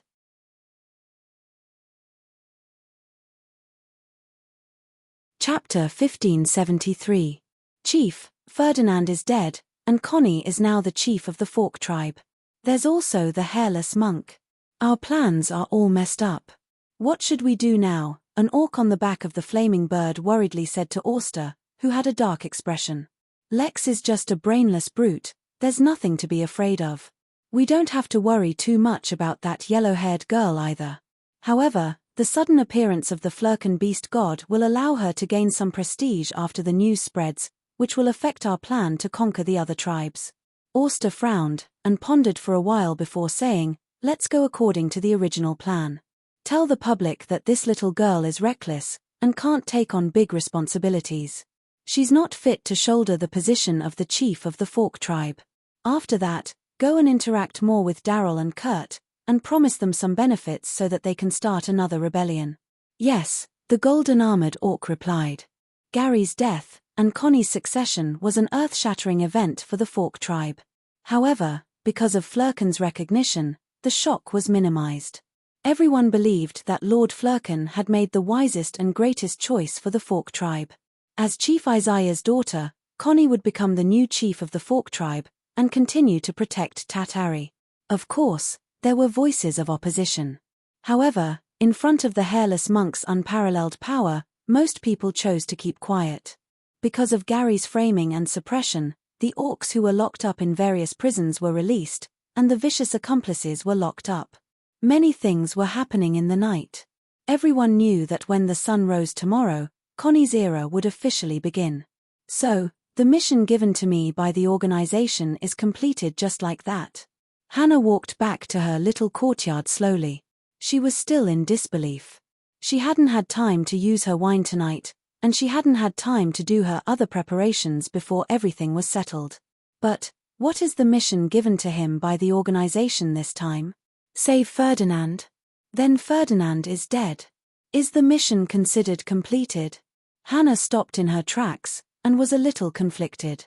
Then, can I leave this place this time? Grandpa said that I can leave as long as I complete the mission given by the organization. I've waited for so many years. Could it be a lie? In the dilapidated room, Lex stood quietly. Among the broken pieces of porcelain on the floor, there were a few pieces that looked familiar. His old friend had already passed away, and he could only find something to reminisce about from these things. I thought that as long as I was far away, you would gradually forget what happened that night. Lex sighed softly and fell into a long silence. Don't worry. I'll keep an eye on Connie for you. This time, I won't leave. A low voice rang out in the room.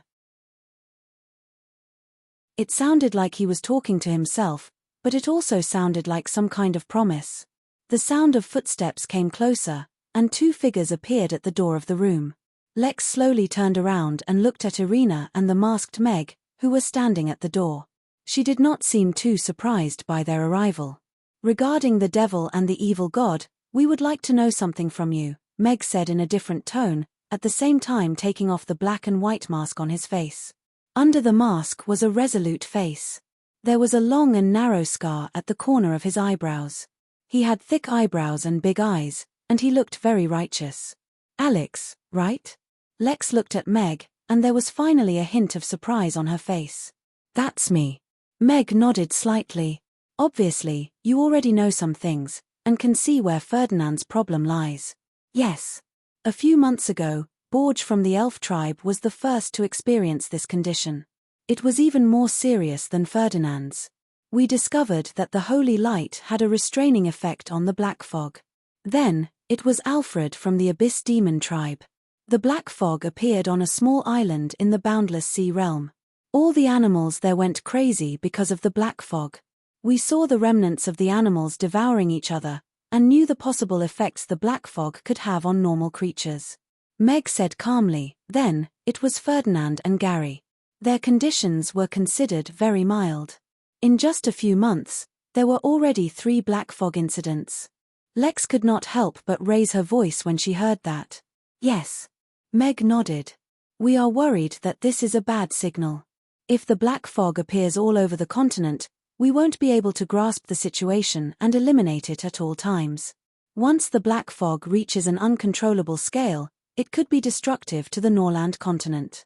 A black fog that engulfs a tribe can destroy a tribe. If the black fog engulfs the entire Norland continent, then the entire continent will be plunged into a frenzy of slaughter. It is far more terrifying than a racial war," Lex said in a low voice, and her expression became extremely grave.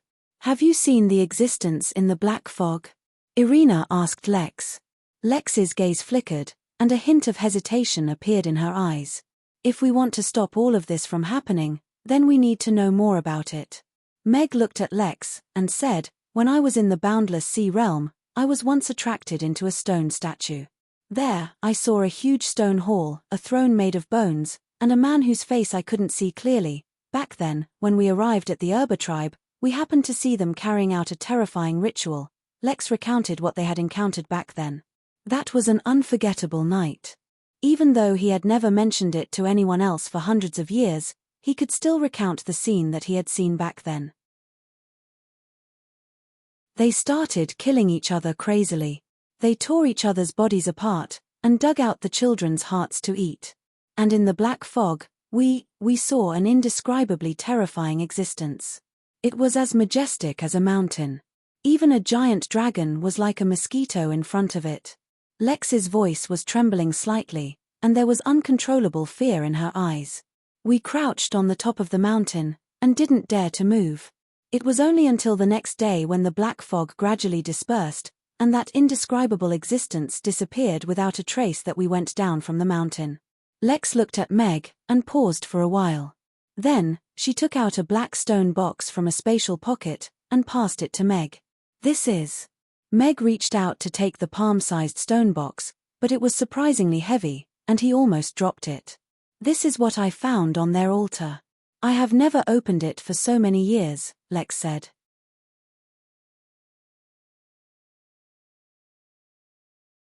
Chapter 1574. "Aren't you going to open it and take a look?" Irina asked as she walked beside Meg and looked at the black stone box in his hand. "Before we can confirm if the thing inside will go out of control, it's better to find a safer and more suitable place to open it." Mag shook his head with a smile. He turned the corner and reached out to remove the mask that was stuck tightly to his face. The effect of the face-changing mask that the system rewarded was indeed very good. "You don't like this face anymore?" Irina asked as she looked at the mask in Meg's hand. Meg kept the mask, and smiled at her as he said, "I like this face and my current identity even more." Irina looked into Meg's eyes, and thought for a while before smiling. "It's pretty good. Have you made the arrangements on Ferdinand's side?" Meg asked as he continued to walk forward. "I sealed him up and he's in a deep slumber. He can be brought up for interrogation anytime." Irina nodded slightly, and asked, "Do we need to inform Connie about this?" "Let's not tell her first. This fellow is rotten to the core. Letting Connie know will only add to her troubles." Meg shook his head. The two of them left the palace as they discussed. This was the first time Meg took off his mask to show Alex's appearance in order to gain Rex's trust. Rex's existence was a little special. Although he was the deputy warden of Chaos City's Bastille prison now, he couldn't simply belong to Chaos City. As for the Fork tribe, he only chose to stay because of Connie's grandmother and Connie. Their attitudes toward the Black Fog and the Devils were the same, so Meg wanted to use his sincerity to get him to stand on their side. At least they would be on the same side when it came to dealing with the Devils. Meg couldn't predict what kind of war this would be, so he needed more powerful allies. In a cave outside the city, Irina waved her hand to undo the seal at the entrance, and the two of them entered successfully. Ferdinand, who was covered with a thick sackcloth, was curled up in a corner. His face was as pale as a sheet, and he was in a deep slumber. Between his eyebrows, there was a ball of black mist that had yet to disperse. Given his condition, will he be able to hold on for much longer? Meg asked after checking on his condition. "That's what it looks like on the surface, but his vitality is much stronger than it looks," Irina said without a hint of worry. Hearing that, Meg ignored Ferdinand and took out the stone box instead. The heavy stone box seemed to contain some kind of extremely dense metal. The palm-sized box actually weighed dozens of kilograms. Irina waved her hand and set up several restrictions in the cave. She also looked at the stone box in Meg's hand. "Let's see what the Urba tribe worshipped back then." Meg placed the stone box on a rock in the middle of the cave. Taking a deep breath, he opened the lid of the stone box. A cold aura rushed out of the stone box, causing the temperature in the cave to drop significantly. However, Meg and Irina's gazes were already attracted by the statue in the stone box. It was a statue of a monster that made one feel disgusted and fearful at first glance. It had the head of an octopus, the body of a human, and the wings of a bat, Its entire body was pitch black, but its eyes were blood red, and there was a faint glow in them. "See Chulhu?" Meg raised his eyebrows slightly. Looking at the statue, he felt an inexplicable sense of familiarity. What a disgusting monster. Isn't this the indescribable thing that Lex described earlier? Irina said with a frown as she resisted the urge to use holy light to destroy the stone statue. It should be. Meg nodded. Back then, the Urba tribe worshipped and believed in this evil god. In the end, it led to the terrifying calamity of the entire tribe's destruction. Meg could already feel the temperature in the cave dropping. He frowned as he looked at the stone statue. It was indeed strange. It was even more majestic than the stone statue on the island in the boundless sea realm. "He's awake." Irina suddenly turned to look at Ferdinand, who was lying in the corner of the cave. Ferdinand had already sat up silently. The ball of black aura between his brows started to spin crazily like a vortex, engulfing the wisps of black fog. His originally pure black eyes had already turned blood red.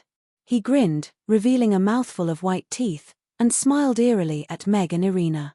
"He's absorbing the power of this stone statue." Meg glanced at the stone statue's eyes that were gradually brightening.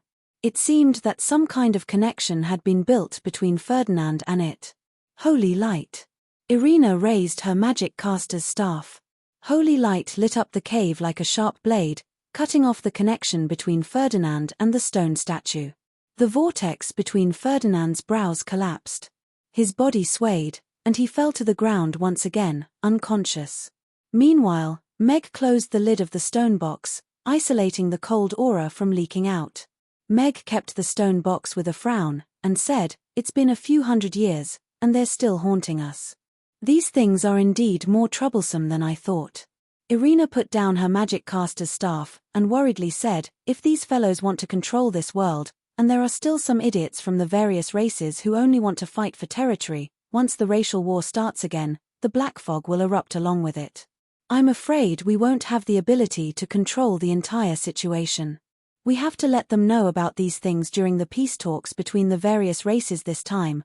The incident at the Fork tribe quickly spread to all the important places on the continent in various ways, and caused quite a stir. Devil. I didn't expect this to be the outcome. In the City Lord's castle, Roland passed the confidential, urgent letter to Michael with an unconcealable shock on his face. This. Michael also couldn't calm down for a long time after reading the letter. Michael was silent for a long time before putting down the confidential letter in his hand. He looked at Roland, and said, "It seems like we have to change our strategy. If what Meg said is true, then no one can escape. We have to gather the strength of the various races and prepare to welcome the terrifying existence that might come. I'm afraid it won't be easy to convince those fellows." Roland frowned. "But we still have to do it." A horse-drawn carriage stopped outside Amy's. Vivian lifted the curtains, and looked at the notice hanging on the door with her hand under her chin. She sadly mumbled, "When will Mr. Mac come back? I've been waiting for the grilled fish for so long.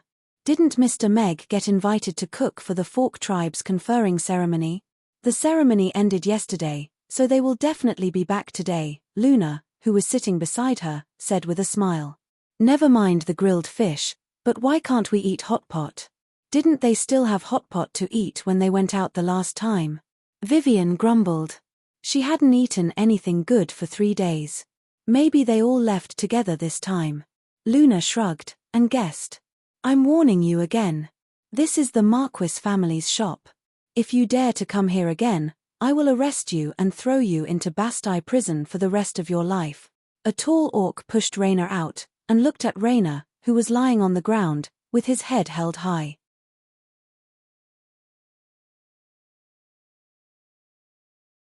Chapter 1575.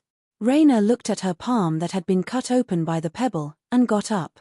She took out a few certificates from her bag, and said to the orc sternly, "This is the real estate certificate that the City Lord's castle has stamped and verified. I am the owner of this shop now.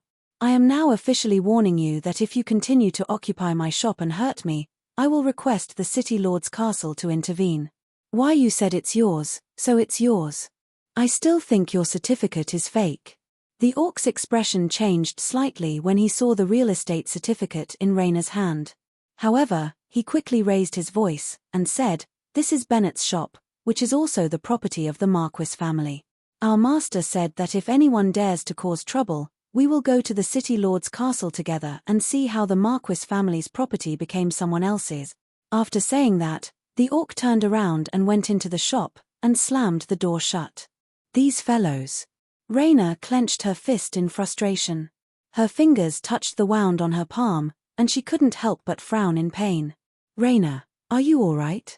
Phyllis, who had just returned to the dormitory, quickly went up to Rayna and patted the sand off her clothes.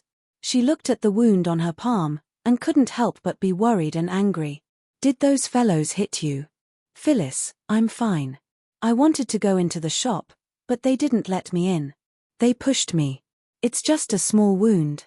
Rayna shook her head with a smile as she looked at Phyllis, who was blowing the sand off her hand with a heartache, and then carefully wrapping her palm with a scarf. Phyllis said angrily, "Those fellows are scoundrels. This shop is already yours, but they said it was theirs and refused to leave. When boss and the rest come back, they will definitely help you." "It's all right. The real estate certificate is with me. They won't be able to refuse to leave." Rayna shook her head, but her expression was still a little worried.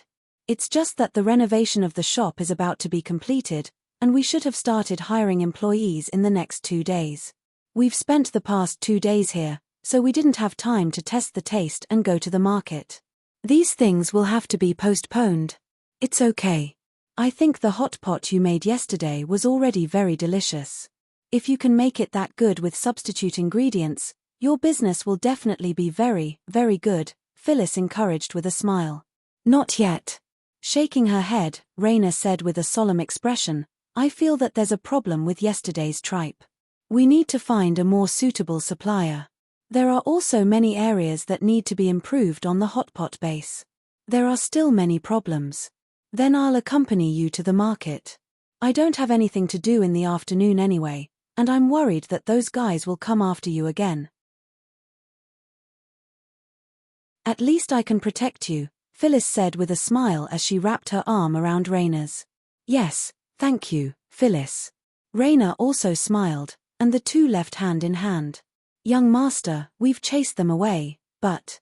The orc who had pushed Rayna earlier came to the second floor and looked at the young man standing at the window with a hesitant expression. "You just didn't expect the property deed to be in that woman's hands, right?" Jonah frowned as he looked at the two young ladies who were walking away slowly. There was a hint of anger in his voice. The orc took a few steps forward and lowered his voice as he said, "You see, do you need us to take her property deed, snatch it?" Jonah laughed. He turned to look at that orc with a dark expression, and said, "You idiot. Don't you know how Bennett got in? The entire Chaos City is in a state of panic now, and an idiot like you still has the cheek to say something like that. Furthermore, Bennett has only been in there for a few days, and this shop is already under this woman's control. Do you really think she has nothing to do with the City Lord's castle and the Grey Temple? I've done my research. This woman was born in the slums. She doesn't have a father, and grew up with her mother. She used to be an accountant in a small shop, and only recently became a service staff member at Mammoth. I don't think she has anyone backing her up," the orc said hesitantly. "Idiot. Do you think the City Lord's castle picked a random person to help the poor?" Jonah was so angry that his hands were shaking. He waved his sleeves, and said, "Send out this warning. Without my father's and my orders, don't lay a finger on this woman or Mammoth. Anyone who has anything to do with this restaurant will not have a good ending. But Master said we have to take down this shop. If this woman still comes, I will tell father about it. Bennett's downfall is a good thing for the Marquis family, but it's also a bad thing. Be more careful with your words and actions in the future. No one in the underworld will let us off on account of Bennett in the future," Jonah warned with a dark expression. "Yes," that orc hurriedly replied. Jonah turned to walk downstairs, and said, "Prepare the carriage. I'm going to the tea house." The horse-drawn carriage quickly stopped in front of that tea house called Ben. This was the most luxurious tea house in Chaos City. It had been closed for several days because of Bennett's arrest. However, The city lord's castle and the Grey Temple's seal on the door had been removed. There were even a few tall demons and orcs standing guard at the door. "Young master." All the guards bowed respectfully when they saw Jonah alight from the horse-drawn carriage. "Is father inside?" Jonah asked with a frown as he glanced at the seal that was thrown aside. "Yes. Master is inside," a demon answered, and opened the door for him. In the luxurious tea house, Bowen was leaning against the fireplace with a pot of tea in front of him. The steam was rising slowly, and a mink blanket was covering his legs.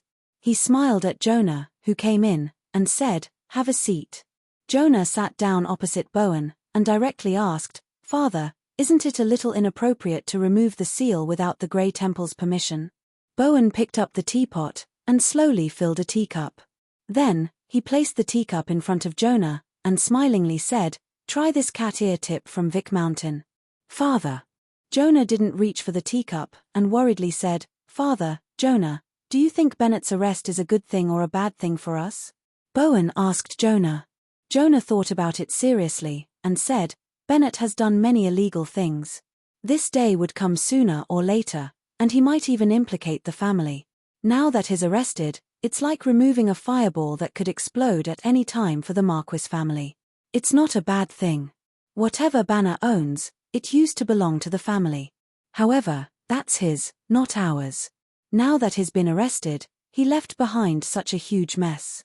We don't want those things that don't taste good, but if we lose some of them, it will be a huge loss to us and the family." Bowen picked up the teacup, and took a sip. He revealed a strange smile, and said, "We can give up those dirty properties, but we can't lose a single thing that we should have. You don't have to worry about the City Lord's castle and the Grey Temple. The Marquis family has been in Chaos City for so many years. If we can't even hold on to our own properties, how can we be considered the four major families? But, just watch. These properties won't run away." Bowen smiled, and gestured for Jonah to drink his tea.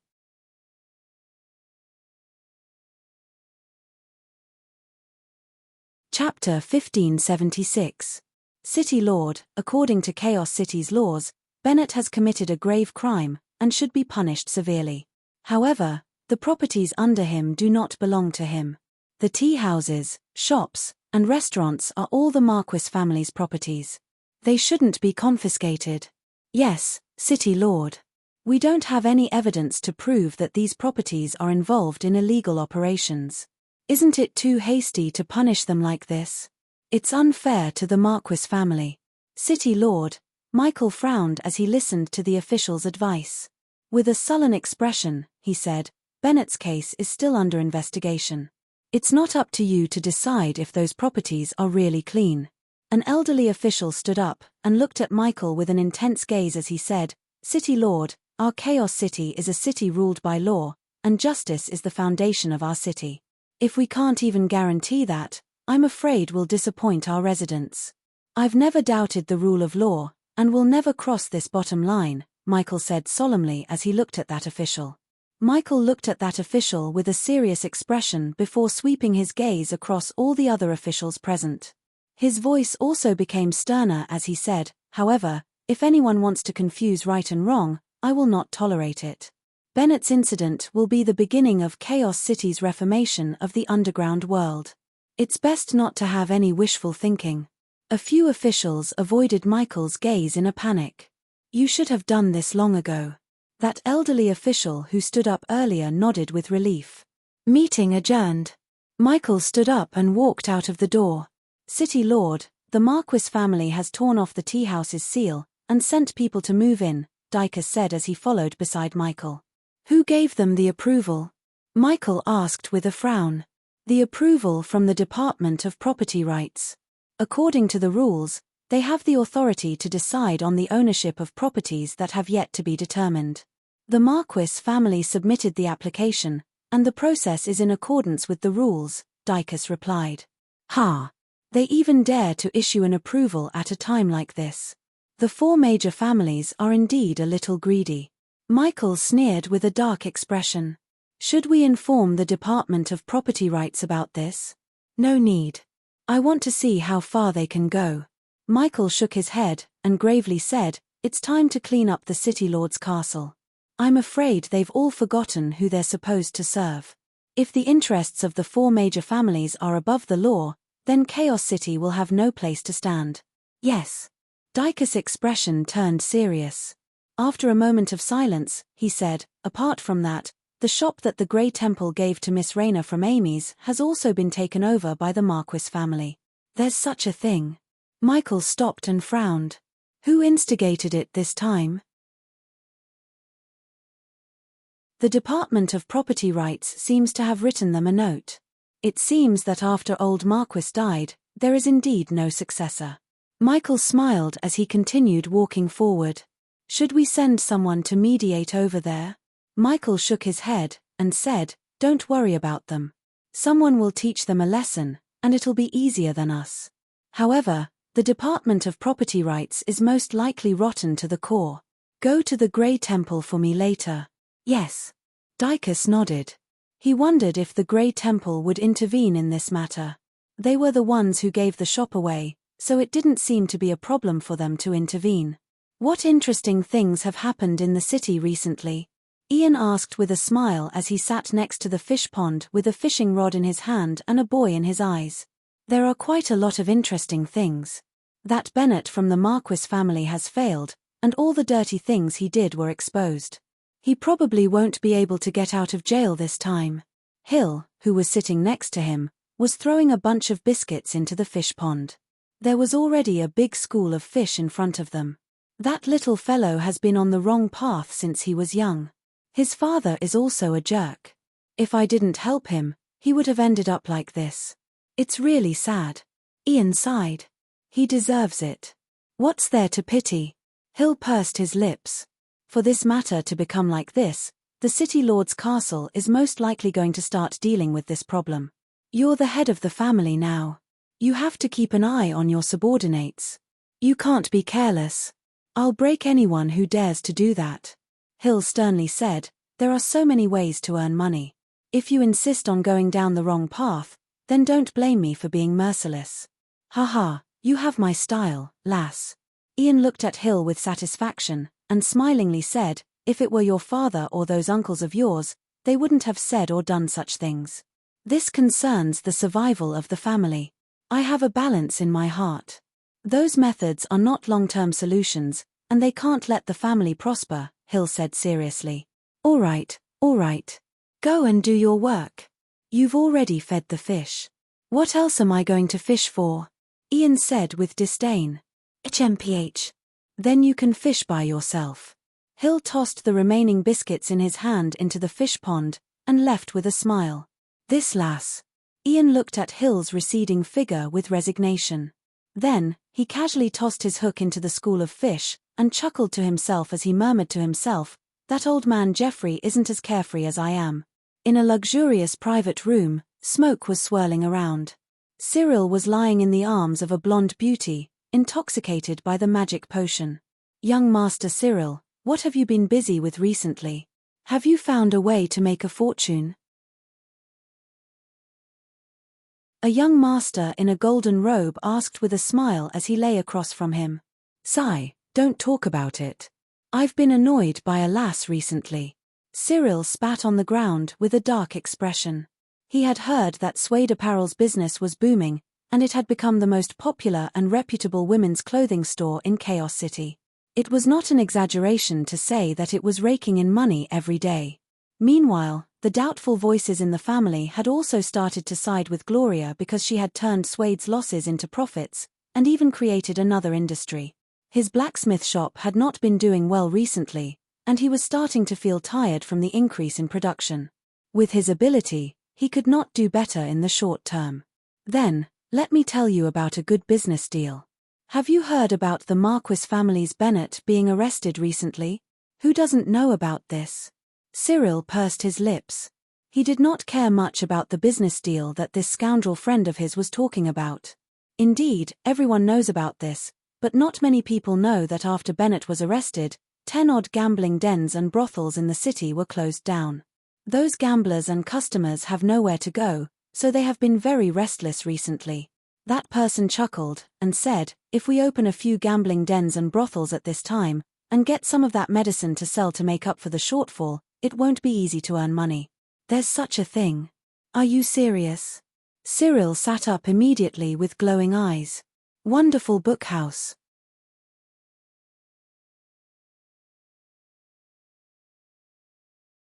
Chapter 1577. On the second day after Connie succeeded the throne, she represented the Fork tribe and Irina to make a joint announcement. They announced that the Fork tribe and the Night Elves would form an alliance to work together to maintain world peace. This joint announcement quickly spread to all parts of the Norland continent and caused quite a stir. No one could understand how this little princess, who used to be unknown, could gain the favor of the hairless monk and Irina at the same time, and become one of the few people standing at the top of the Norland continent. The one with the biggest reaction was naturally the Wind Forest. They immediately issued a warning to the Fork tribe to be mindful of their relationship with the Night Elves. Otherwise, they would be seen as the elves' enemy. Immediately after that, the August tribe also issued an announcement to express their opposition to the Fork tribe forming an alliance with the Night Elves. They also instigated the other Orc tribes to isolate and ostracize the Fork tribe. A few of the August tribe's younger brothers followed in their elder brothers' footsteps, and issued similar announcements one after another. They described the Fork tribe as a weak woman after Connie succeeded the throne. A war soon engulfed the Twilight Forest. But what was unexpected was that the various tribes didn't lean towards the August tribe. On the contrary, many of the tribes that wavered because of Isaiah's murder in the rebellion stood behind the Fork tribe again. The scale was not inferior to Isaiah's era. A banquet was in progress in the long dining room of the palace. There was a plate of steak in front of everyone, and red wine was poured into the wine glasses. The wine glowed seductively under the candlelight. Irina raised the wine glass in her hand. She smiled at Connie, and said, "It seems like the warmongers and peacemakers in the Twilight Forest are almost evenly matched. Auster's scheme was aborted because of your ascension. He doesn't have the ability to unite the entire Orc tribe in a short period of time. But, what if he still wants to start a war?" Connie asked worriedly as she held the fruit juice in her hand. Although the August tribe and the other tribes under his rule are quite powerful, it's impossible for him to conquer the continent without the support of half of the Orc tribes. Even the gnomes are enough to make him suffer. Meg pursed his lips. He wasn't too worried about this anymore. Although the process was completely out of his expectations and plans, the current situation in the Twilight Forest had already reached his initial expectations. Connie had become the new chief of the Fork tribe, and with Rex's protection, there was no need to worry about the political instability. The support of the various tribes and the battle teams determined that the Twilight Forest could not be united. Even if Auster did not give up, he still needed to have the strength to do so. As long as there weren't any major changes, the Beast Men wouldn't be able to do much during the peace talks. But why do I have to continue drinking fruit juice now that I'm the chief? Connie swirled the fruit juice in her hand as she looked at Meg in confusion. Underage chieftains are not allowed to drink alcohol. This is the rule. Meg looked at her seriously. Connie thought about it seriously, and nodded. All right. This fruit juice is quite delicious. Big sister Connie, is it fun to be the chief? Amy asked Connie curiously. Everyone was also looking at Connie, ready to listen to her feelings and mental journey after being the chief for 2 days. Connie thought about it seriously, and shrugged. I think it's more fun to deliver goods. I just have to deliver the goods. It's simple and relaxing, and I don't have to think too much about it. But it's different when I'm the chief. They report to me a lot of things every day. Which family's sheep gave birth to how many cubs, which tribe's trap was destroyed by the people from the neighboring tribe. Why do I have to know all these things? It's a little weird. Everyone looked at her sympathetically. It sounded like being the chief was not a very interesting thing. Meg looked at Connie and thought about it seriously for a while. He didn't know if the position that those fellows were racking their brains to climb to was really that attractive. At least to him, power was indeed not attractive. The joy that it could bring was probably not as good as a compliment from the customers or Amy's coquettishness. Boss, Are you going back early tomorrow morning? Connie asked Meg. Yes. We've already stood the customers up for 3 days. If we don't go back now, I'm afraid they'll tear down the shop. Meg nodded. They were supposed to leave today, but Connie asked them to stay for another day. Firstly, it was to help her hold the fort, and secondly, it was a proper farewell. Connie was now the chief of the Fork tribe. After this disaster, the Fork tribe had many things to do. There was also the August tribe eyeing them covetously. Connie naturally couldn't go back and continue being a deliveryman without a sense of direction. I'm sorry. Because of the heavy responsibility of reviving the tribe, I really can't go back and continue being a deliveryman. I know this is a very big loss to the restaurant, and the delivery business might even be paralyzed because of this. I feel extremely pained and remorseful about this. It's all right. Our restaurant's only delivery customer is in your tribe now. I can still bear this little loss. Meg rolled his eyes. Once Connie left, their delivery business would indeed come to a premature end. But it was all right. He didn't rely on delivery for a living anyway. It was just as well to bury it on the spot. Boo-hoo. I can't bear to leave everyone. Connie's eyes suddenly reddened, and tears started to fall like a wronged child. It's all right, Connie. When you're not busy in the future, you can come and visit us often. When we're on vacation in the future, we can also form a group to visit you. Anyway, I can fly now, so it's very fast for me to go back and forth. Mia, who was sitting next to her, leaned over and hugged her as she wiped her tears with a smile. Yes, yes. Big sister Connie, you have to come and visit us often. Amy nodded her little head. After thinking for a moment, she handed Ugly Duckling in her arms to her. I can let you pet Ugly Duckling. When I become more powerful, I'll be able to construct a super long-distance teleportation portal between your palace and the restaurant. When that time comes, it'll be very convenient for us to visit each other. Barbara crossed her arms in front of her chest. Really? Connie's eyes lit up. She looked at Barbara and said, Barbara, when will you be able to do that? Ahem. Probably. Probably after I reach the 9th tier. Barbara coughed awkwardly. That's great. You only have 2 more tiers to go. You have to work hard, Connie encouraged. Barbara raised her chin again, and proudly said, to be precise, it should be a little more than 1 tier. I already feel like I'm about to break through. The farewell banquet ended in a relaxed and happy atmosphere. After coaxing Amy to sleep, Meg quietly went out and went to Stone Alley alone. Heh, you're here to make wine in the middle of the night again? On the gatehouse, Irina was swinging one leg leisurely.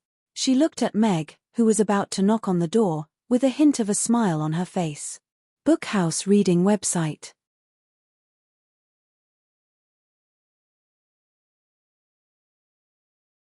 Chapter 1578. Whoa, Meg jumped back in shock. He raised his head to look at Irina, who had appeared on the tower without him knowing. His expression changed slightly as though he was a little man who was caught by his wife the moment he stepped into the red light district. He forced a smile, and said, to be honest. I'm really here to learn how to brew wine today.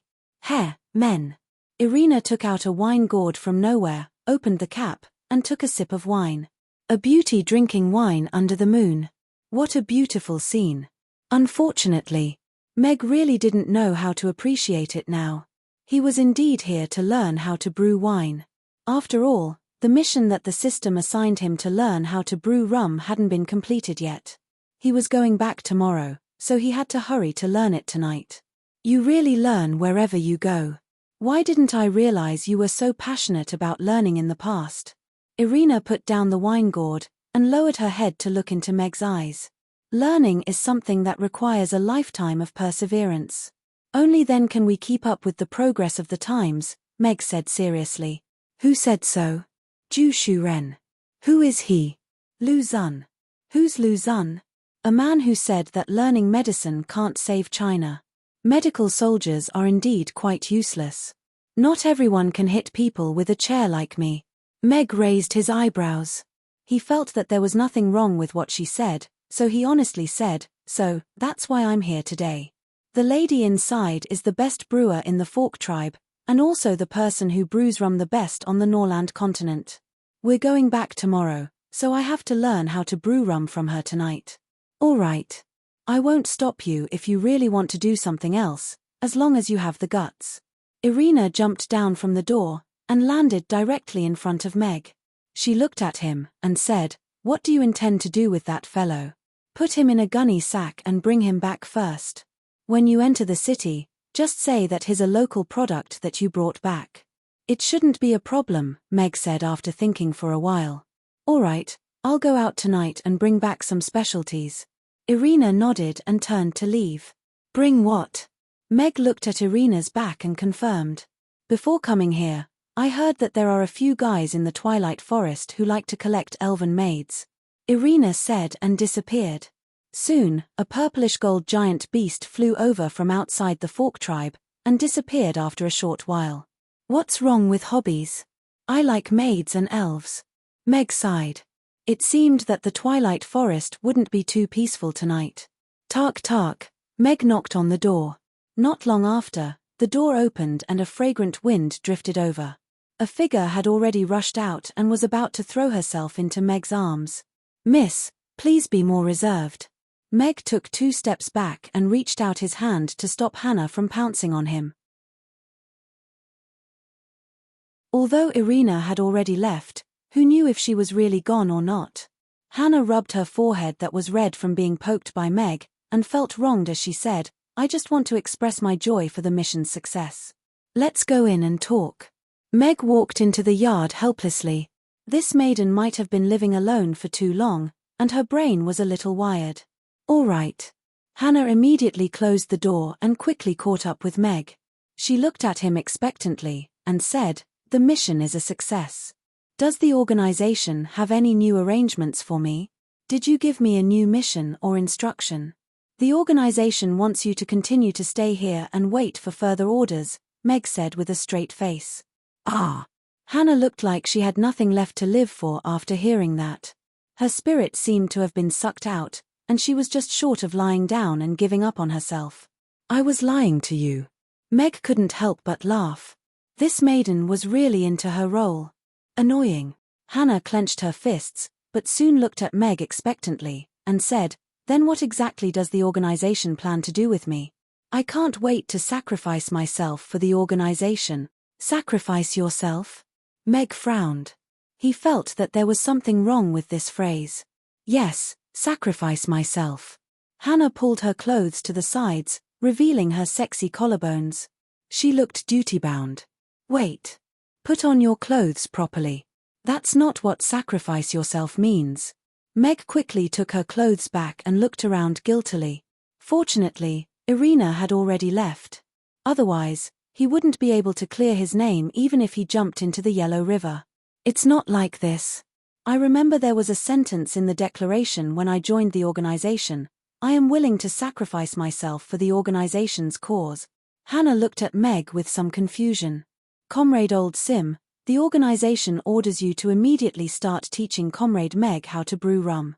Meg couldn't be bothered to explain to her, and said seriously, "Yes. Old Sim will obey the organization's arrangement." Hannah also answered seriously as she led Meg to the brewing room. When she reached the door, she turned back to look at Meg and carefully asked, "What does the organization plan to do with me after this mission is completed? I mean, is it possible, or should I say, is there any hope for me to leave this place?" Meg looked at Hannah, whose eyes were glowing, and was slightly stunned. He asked, "You want to leave the Fork tribe?" "I." A glint flashed across Hannah's eyes, but she quickly lowered her head and softly said, "I will obey the organization's arrangements. If the organization needs me to continue staying here, then I will continue to stay here." Meg looked at Hannah and suddenly felt a little heartache. Old Sim had guarded this tribe for his entire life. After he died, Hannah took over his codename and continued to guard this place. 10 years was like a day, just to wait for that secret signal that might never sound in her entire life. Such a life was indeed rather boring. But there was a group of people like this who were guarding this place silently. Meg could tell what Hannah was thinking without needing to say anything. After a moment of silence, he said, "The organization's arrangements are not out yet. I will let you know the specific results tomorrow." "All right." A smile appeared on Hannah's face again. She pushed open the brewing room's door, and a pleasant aroma of alcohol wafted over. As the oil lamp on the wall was lit up, the distillation equipment with crisscrossing pipes in the brewing room appeared in front of Meg. Although they weren't glass pipes, as a half-baked designer, he naturally knew what these machines were used for. He just didn't expect a brewery in an orc tribe to already have such advanced equipment, and the brewing technology was even close to the standard of industrialization. "These machines were modified by me when I was bored all these years. The firepower of the furnace is a little insufficient, and the fork tribe doesn't have too much metal, so it didn't reach my expectations. Otherwise, I would have been able to make it better. Although the alcohol produced isn't as good as handmade rum in some aspects, it's enough to make ordinary rum." Hannah reached out to knock on a machine beside her. She turned to look at Meg with a radiant smile, and said, "The most important thing is that it saves me a lot of trouble. This way, I don't have to stay here all day to make rum. This is definitely a freaking mechanical genius." Meg looked at Hannah with glowing eyes.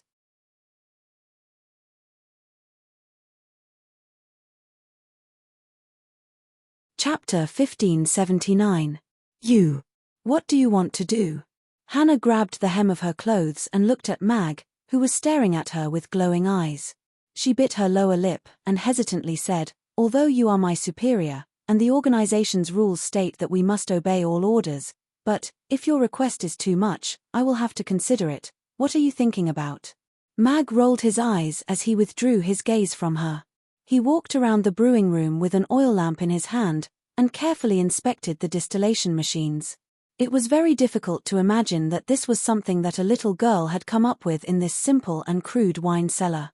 Her craftsmanship wasn't as good as that of a professional dwarven blacksmith, but her genius ideas and hands-on skills confirmed Mag's suspicions. This rum master girl was also a genius machinist. "You made all these yourself?" Meg looked back at Hannah and confirmed again. "Yes." Hannah nodded and said with some regret, "This is the first version. I have already drawn the blueprint for the third version, but there are some things that I can't do, so I can only do this." "Where are the blueprints?" Meg looked at her with some interest. "Didn't you want to learn how to brew wine? Why are you so interested in the machines?" Hannah looked at Meg with some confusion, but her eyes were a little excited. This was the first time that someone was interested in the machines she made. She asked, "You really want to see them?" "Yes, I am indeed very interested in these things." Mag nodded. It wasn't a big deal for her to learn how to brew wine. He was more interested in Hannah's design. If this wasn't her limit, then perhaps he had found a very good partner for some of his future plans. "Wait a moment." Hannah quickly walked to the innermost part of the brewing room. She rummaged through a table for a while and pulled out a stack of blueprints. She walked over and handed it to Meg. "Look, this is my third version of the blueprints. I have made the overall structure simpler, but the brewing efficiency has increased. I want to replace some of these iron pipes with transparent crystal pipes. This way, I don't have to worry about the corrosion of the metal causing the wine to change its taste." Hannah pointed at the blueprints and introduced them to Meg. The layout of the drawing was a little messy, but the lines and markings were very standard and easy to understand. As someone who had graduated from the mechanical design major, Mag naturally had no problem understanding these drawings. He had visited a distillery when he was in university, and he had seen a professor dissect the structure of the distillery machine in class. It could be said that the third version of the distillation machine designed by Hannah had reached the professional level of the factory. With the requirements of a top brewer, Meg even felt that the rum brewed by this machine might be better than the factory's. "Isn't it too messy? Can you understand it?" Hannah was talking excitedly.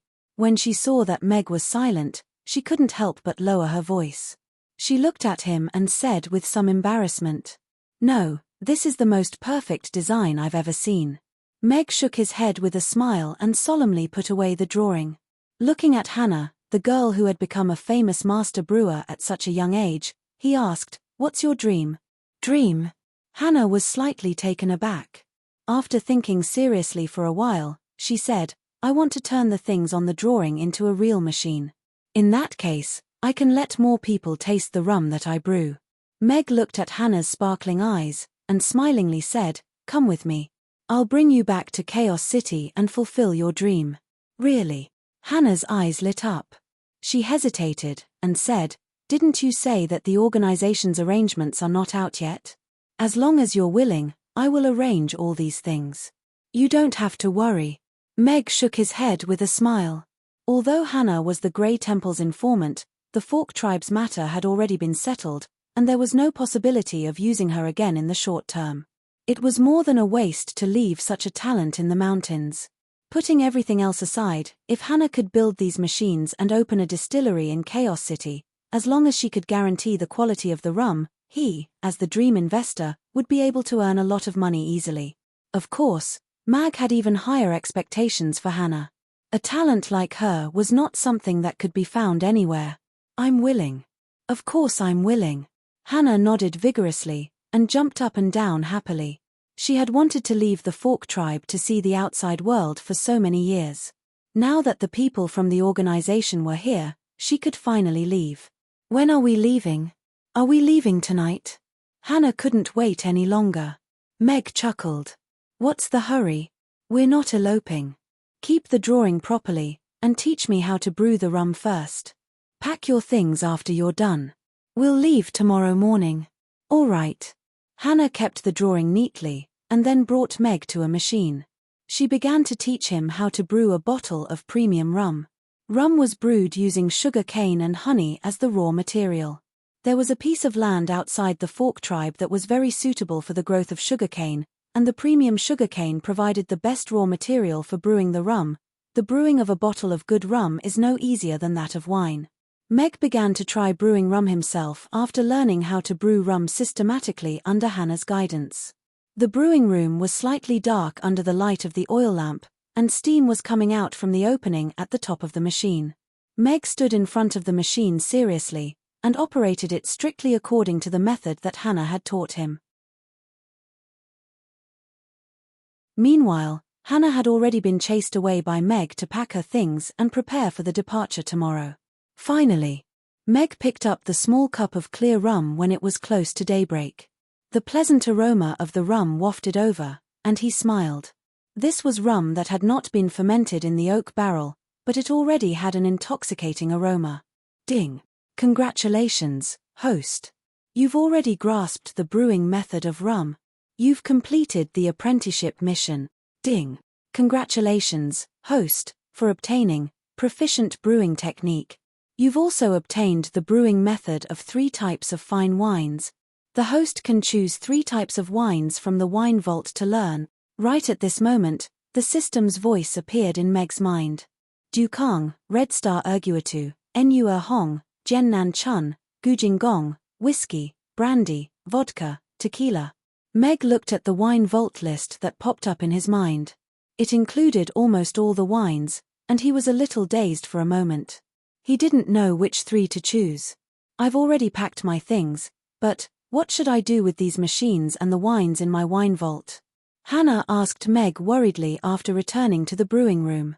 Bookhouse reading website.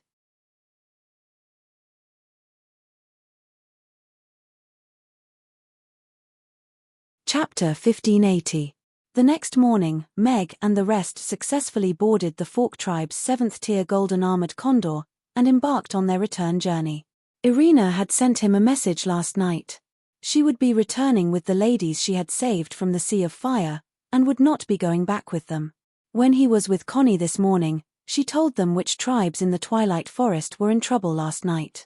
She even sent all the elven maids in the tribe to the Fork tribe, and asked for their help to hand them over. There probably wouldn't be any orcs who were proud of keeping elven maids in the Twilight Forest for a very long time. After all, those fellows who were showing off last night were all crying at home now. Compared to killing them all, the deterrence effect of this move was indeed much stronger. This is very Irina. Meg raised his eyebrows, and subconsciously clamped his legs together. As for Hannah's brewing machines and cellar wine, Meg could only help her dispose of them on the spot. The machines were dismantled and sold as scrap metal, while the cellar rum was packaged and sold to the nobles in the city. This made Hannah's heart ache, but she was already sure that she wouldn't be coming back, so she didn't object to this method. Father brought back another beautiful big sister after this trip, Amy mumbled softly as she looked at Hannah, who was sitting at the side. Meg happened to hear that, and his lips twitched. He smiled, and explained, "Big sister Hannah is a very impressive brewer. She might be working with all of you in the restaurant for some time. I am Hannah. I hope everyone can take care of me." Hannah stood up, and greeted everyone formally shyly. "Hello, Hannah. I am MIA." Everyone introduced themselves, and got to know each other. These big sisters are all so beautiful, and their personalities are so good. This is great. Hannah, who was originally worried that she wouldn't be able to fit in, was now very excited. She was also looking forward to the new life that was about to come. "Let's take a rest first. Although the golden armored condor is faster, we can only reach Chaos City in the afternoon for lunch." Meg smiled and said to everyone. He had already laid down comfortably on the recliner and closed his eyes to rest. The trip to the Fork tribe was completed successfully, and the outcome was rather satisfactory. However, the existence of the black fog and the Great Old One made him feel like there was a needle in his back. Since the other party did not intend to remain silent and wallow in depravity, a battle with this world was inevitable. A single force would not be able to deal with such a calamity and opponent. They needed more allies, or even the power of the entire world, to deal with the Great Old Ones. How to make those fellows who were only thinking about conquering the world understand the perilous situation that the Norland continent was in, and how to make them agree to compromise and form an alliance was a very troublesome problem. In comparison, cooking is really a relaxing and enjoyable thing. Meg sighed in his heart. He had thought that he had obtained the God of Cooking's script, but now he realized that things were not that simple. "Miss Hannah, what's in your little gourd?" "This is the most precious aged base wine. It's stored here after my grandfather brewed it 50 years ago. There are 15 barrels." When it was close to noon, Chaos City appeared in everyone's sight. After spending an entire morning together, Hannah had already become familiar with all the ladies. With Mia's passionate guidance, Hannah's integration process was very smooth. She was no longer as distant and restrained as she was when they first met in the morning. "Is that Chaos City? What a huge city." Hannah looked at that square city in the distance, and her eyes gradually widened in disbelief. She had gained a lot of knowledge along the way. She saw the vast mountains and rivers outside the Fork tribe, as well as some big and small towns. However, those towns could only be considered as small villages compared to this huge city in front of her. Even if the entire Fork tribe was put in, they would only be able to occupy a small corner. "Yes. That's Chaos City, the place where we will live in the future." MIA smiled. She was not much better than Hannah when she saw this scene for the first time in space. "How many people live here?" Hannah asked curiously. "I heard there are more than 1 million, but it should be more than that," Hannah said after some thought. "More than 1 million." Hannah covered her mouth. The Fork tribe only had 50,000 people, which was already considered a big tribe in the Twilight Forest. However, there were more than 1 million people living in this city. What a terrifying number. The golden armored condor stopped outside the city. Meg got down, and instructed everyone before turning to leave. "You all can go back first. I have something to settle first. I will be back soon to make lunch for you all. Let's go, Hannah. Let's go back to the restaurant first." MIA held Hannah's hand, and everyone followed them into the city. In the secret chamber, Roland held Meg's hand, and solemnly said, "We have already received the detailed information. Mr. Meg has completed his mission perfectly, and made a huge contribution to world peace. As for the orcs, they had already lost control after Isaiah was killed by the rebellion. They were unable to stop Auster from unifying the Twilight Forest, and then leading the orcs to become the initiators of war. Meanwhile, Meg's trip this time had shattered Auster's conspiracy and plans, and allowed the Fork tribe to return to the control of the peacemakers. He allowed the Twilight Forest to become controllable, and undoubtedly pulled the orcs back from the brink of war. You're too kind, my lord. This is the result of everyone's hard work in the restaurant. Meg smiled humbly. However, his smile quickly disappeared, and he looked at Roland as he lowered his voice, and said, however, our reward for this trip is not just this. It's just that this reward might not make us happy. This is. Roland looked at the stone box that Meg took out from his pocket. This is a sculpture that Rex got from the Urba tribe over 300 years ago when they were slaughtering each other after being controlled by the devil. Meg passed the stone box to Roland, and reminded him, don't stare at its eyes. It might be dangerous. Roland's expression became serious when he heard that. There were many descriptions of the devil in the secret report, and Meg said that this thing was related to the devil, and it was related to the massacre of the Urba tribe back then. It was probably an extremely ominous object. He received the stone box with both hands, and then placed it on the table. He took a deep breath, and opened the stone box. The palm-sized sculpture gave off an extremely huge and terrifying feeling. Just one look at that pair of blood-red eyes was enough to make one's soul tremble. It was as if some terrifying existence was staring at it. This is. Roland quickly retracted his gaze, and looked at Meg in shock. The devil, or the Great Old One. Meg's voice was calm, and he felt that his throat was a little dry. Bookhouse reading website.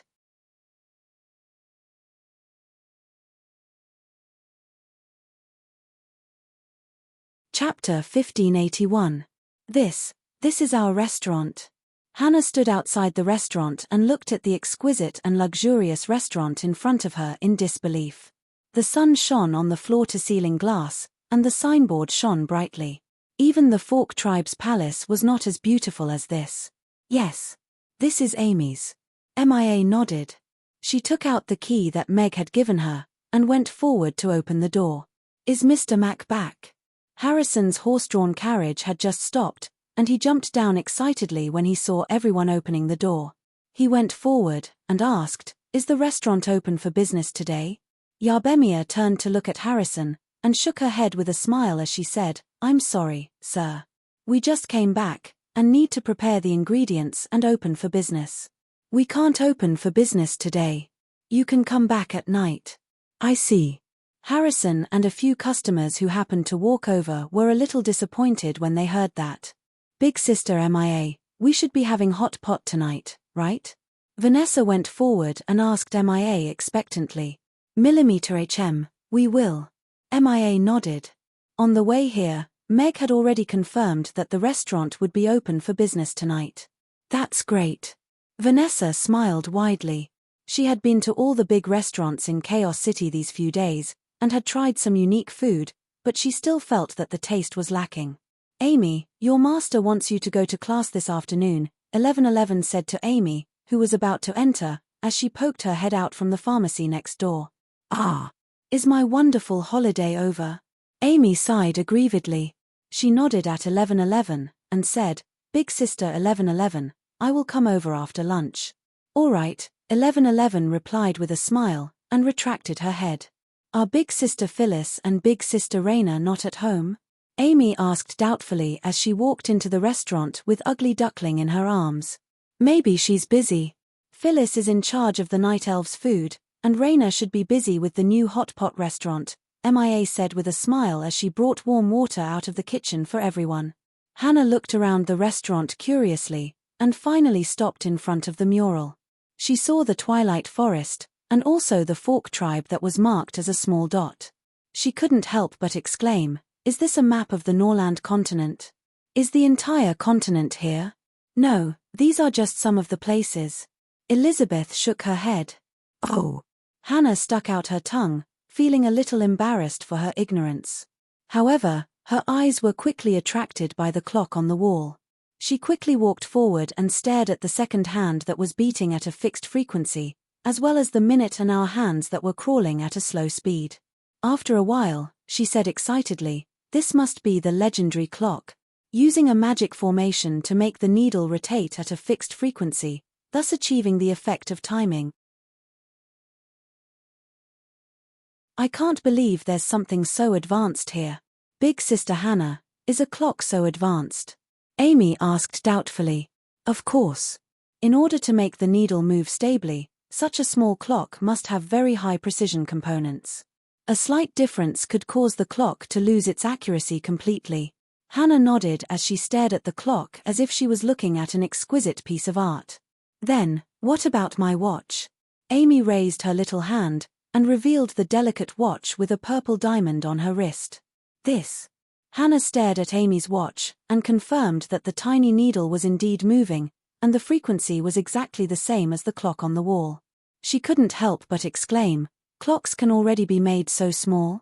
How intricate are the components inside?" She had only seen clocks once in the chief's palace. At that time, she thought it was already an existence of extremely high precision. However, it was hard to imagine what kind of master could make a watch that could be worn on the wrist. "Father gave this to me." Amy withdrew her little hand with a smile, and felt a little proud. Could it be that he's also a powerful mechanic? Hannah thought doubtfully. To her, machinery was more interesting than brewing wine. The process of designing and building a brewing machine was also more interesting than brewing wine. As long as she touched cold steel, her heart would beat faster at the thought of being able to turn it into anything she wanted in her hands. If Meg was a very powerful mechanic who could make such a small and exquisite watch, then she would have found a powerful master. Meg didn't stay in the Grey Temple for too long. He had a simple conversation with Roland about the Black Fog and the Great Old Ones, and agreed on a time to discuss this matter with Castellan Michael. As for the stone statue, Meg put it away. This thing was a little evil. Even if it was left with Roland, Meg was still a little worried. After all, he didn't have the holy light shining on it all the time. After leaving the Grey Temple, Meg hailed a carriage to return to the restaurant. When they passed by that tea house called Ben, Meg lifted the curtain to take a look, and was surprised. The tea house that was closed down was actually reopened. "What's going on?" Meg frowned. Given Bennett's crimes, a prison sentence was considered a light punishment. This tea house was his core asset, so it shouldn't be dealt with so quickly. Then, why was it reopened so quickly? The carriage continued to move forward, and Meg soon saw the hot pot restaurant that was given to Raina. There were two orcs leaning against the door, and they were chatting while stamping their feet. "Are these the employees that Raina hired?" Meg glanced at the two orcs who didn't look very friendly. They had gone to the Fork tribe these few days, and Raina should be busy with the renovation and opening of the restaurant. However, from the looks of it, the hot pot restaurant's finishing work hadn't been completed, and there was no construction team working on it, which made him a little puzzled. Meg planned to let Raina handle the new hot pot restaurant, and he would be a quiet investor, so he didn't ask Raina to report the progress to him. He didn't know much about the project. When the carriage was about to reach Amy's, Meg saw two young ladies walking side by side in front. He asked the coachman to stop, paid the fare, and jumped off the carriage. "Raina, Phyllis." "Boss." Raina and Phyllis turned around at the same time, and their eyes lit up when they saw Meg. They exclaimed in surprise, "You're back." "Yes, we just came back in the afternoon. They should be in the restaurant now." Meg walked forward with a smile, and his gaze landed on Raina's left hand, which was wrapped in a bandage. He concernedly asked, "Raina, what happened to your hand?" "I accidentally scalded myself when I was cooking. It's not a big deal." Raina quickly hid her hand behind her back, and shook her head. "It's not like that, boss." Raina's hand was scratched when those bad orcs pushed her to the ground. Phyllis clenched her fists angrily, and looked at Meg. "They took over Raina's restaurant, said it was theirs, and didn't let us in. It's terrible." Wonderful Bookhouse. You're tuning in to the Dreamy Chapters YouTube channel. We're so grateful for your support, and don't forget to subscribe to join us on this incredible journey through captivating stories. Your generosity through donations truly makes a world of difference, as it's the primary source of revenue that allows me to expand and enhance this channel for you. Thank you from the bottom of my heart for being a part of this adventure.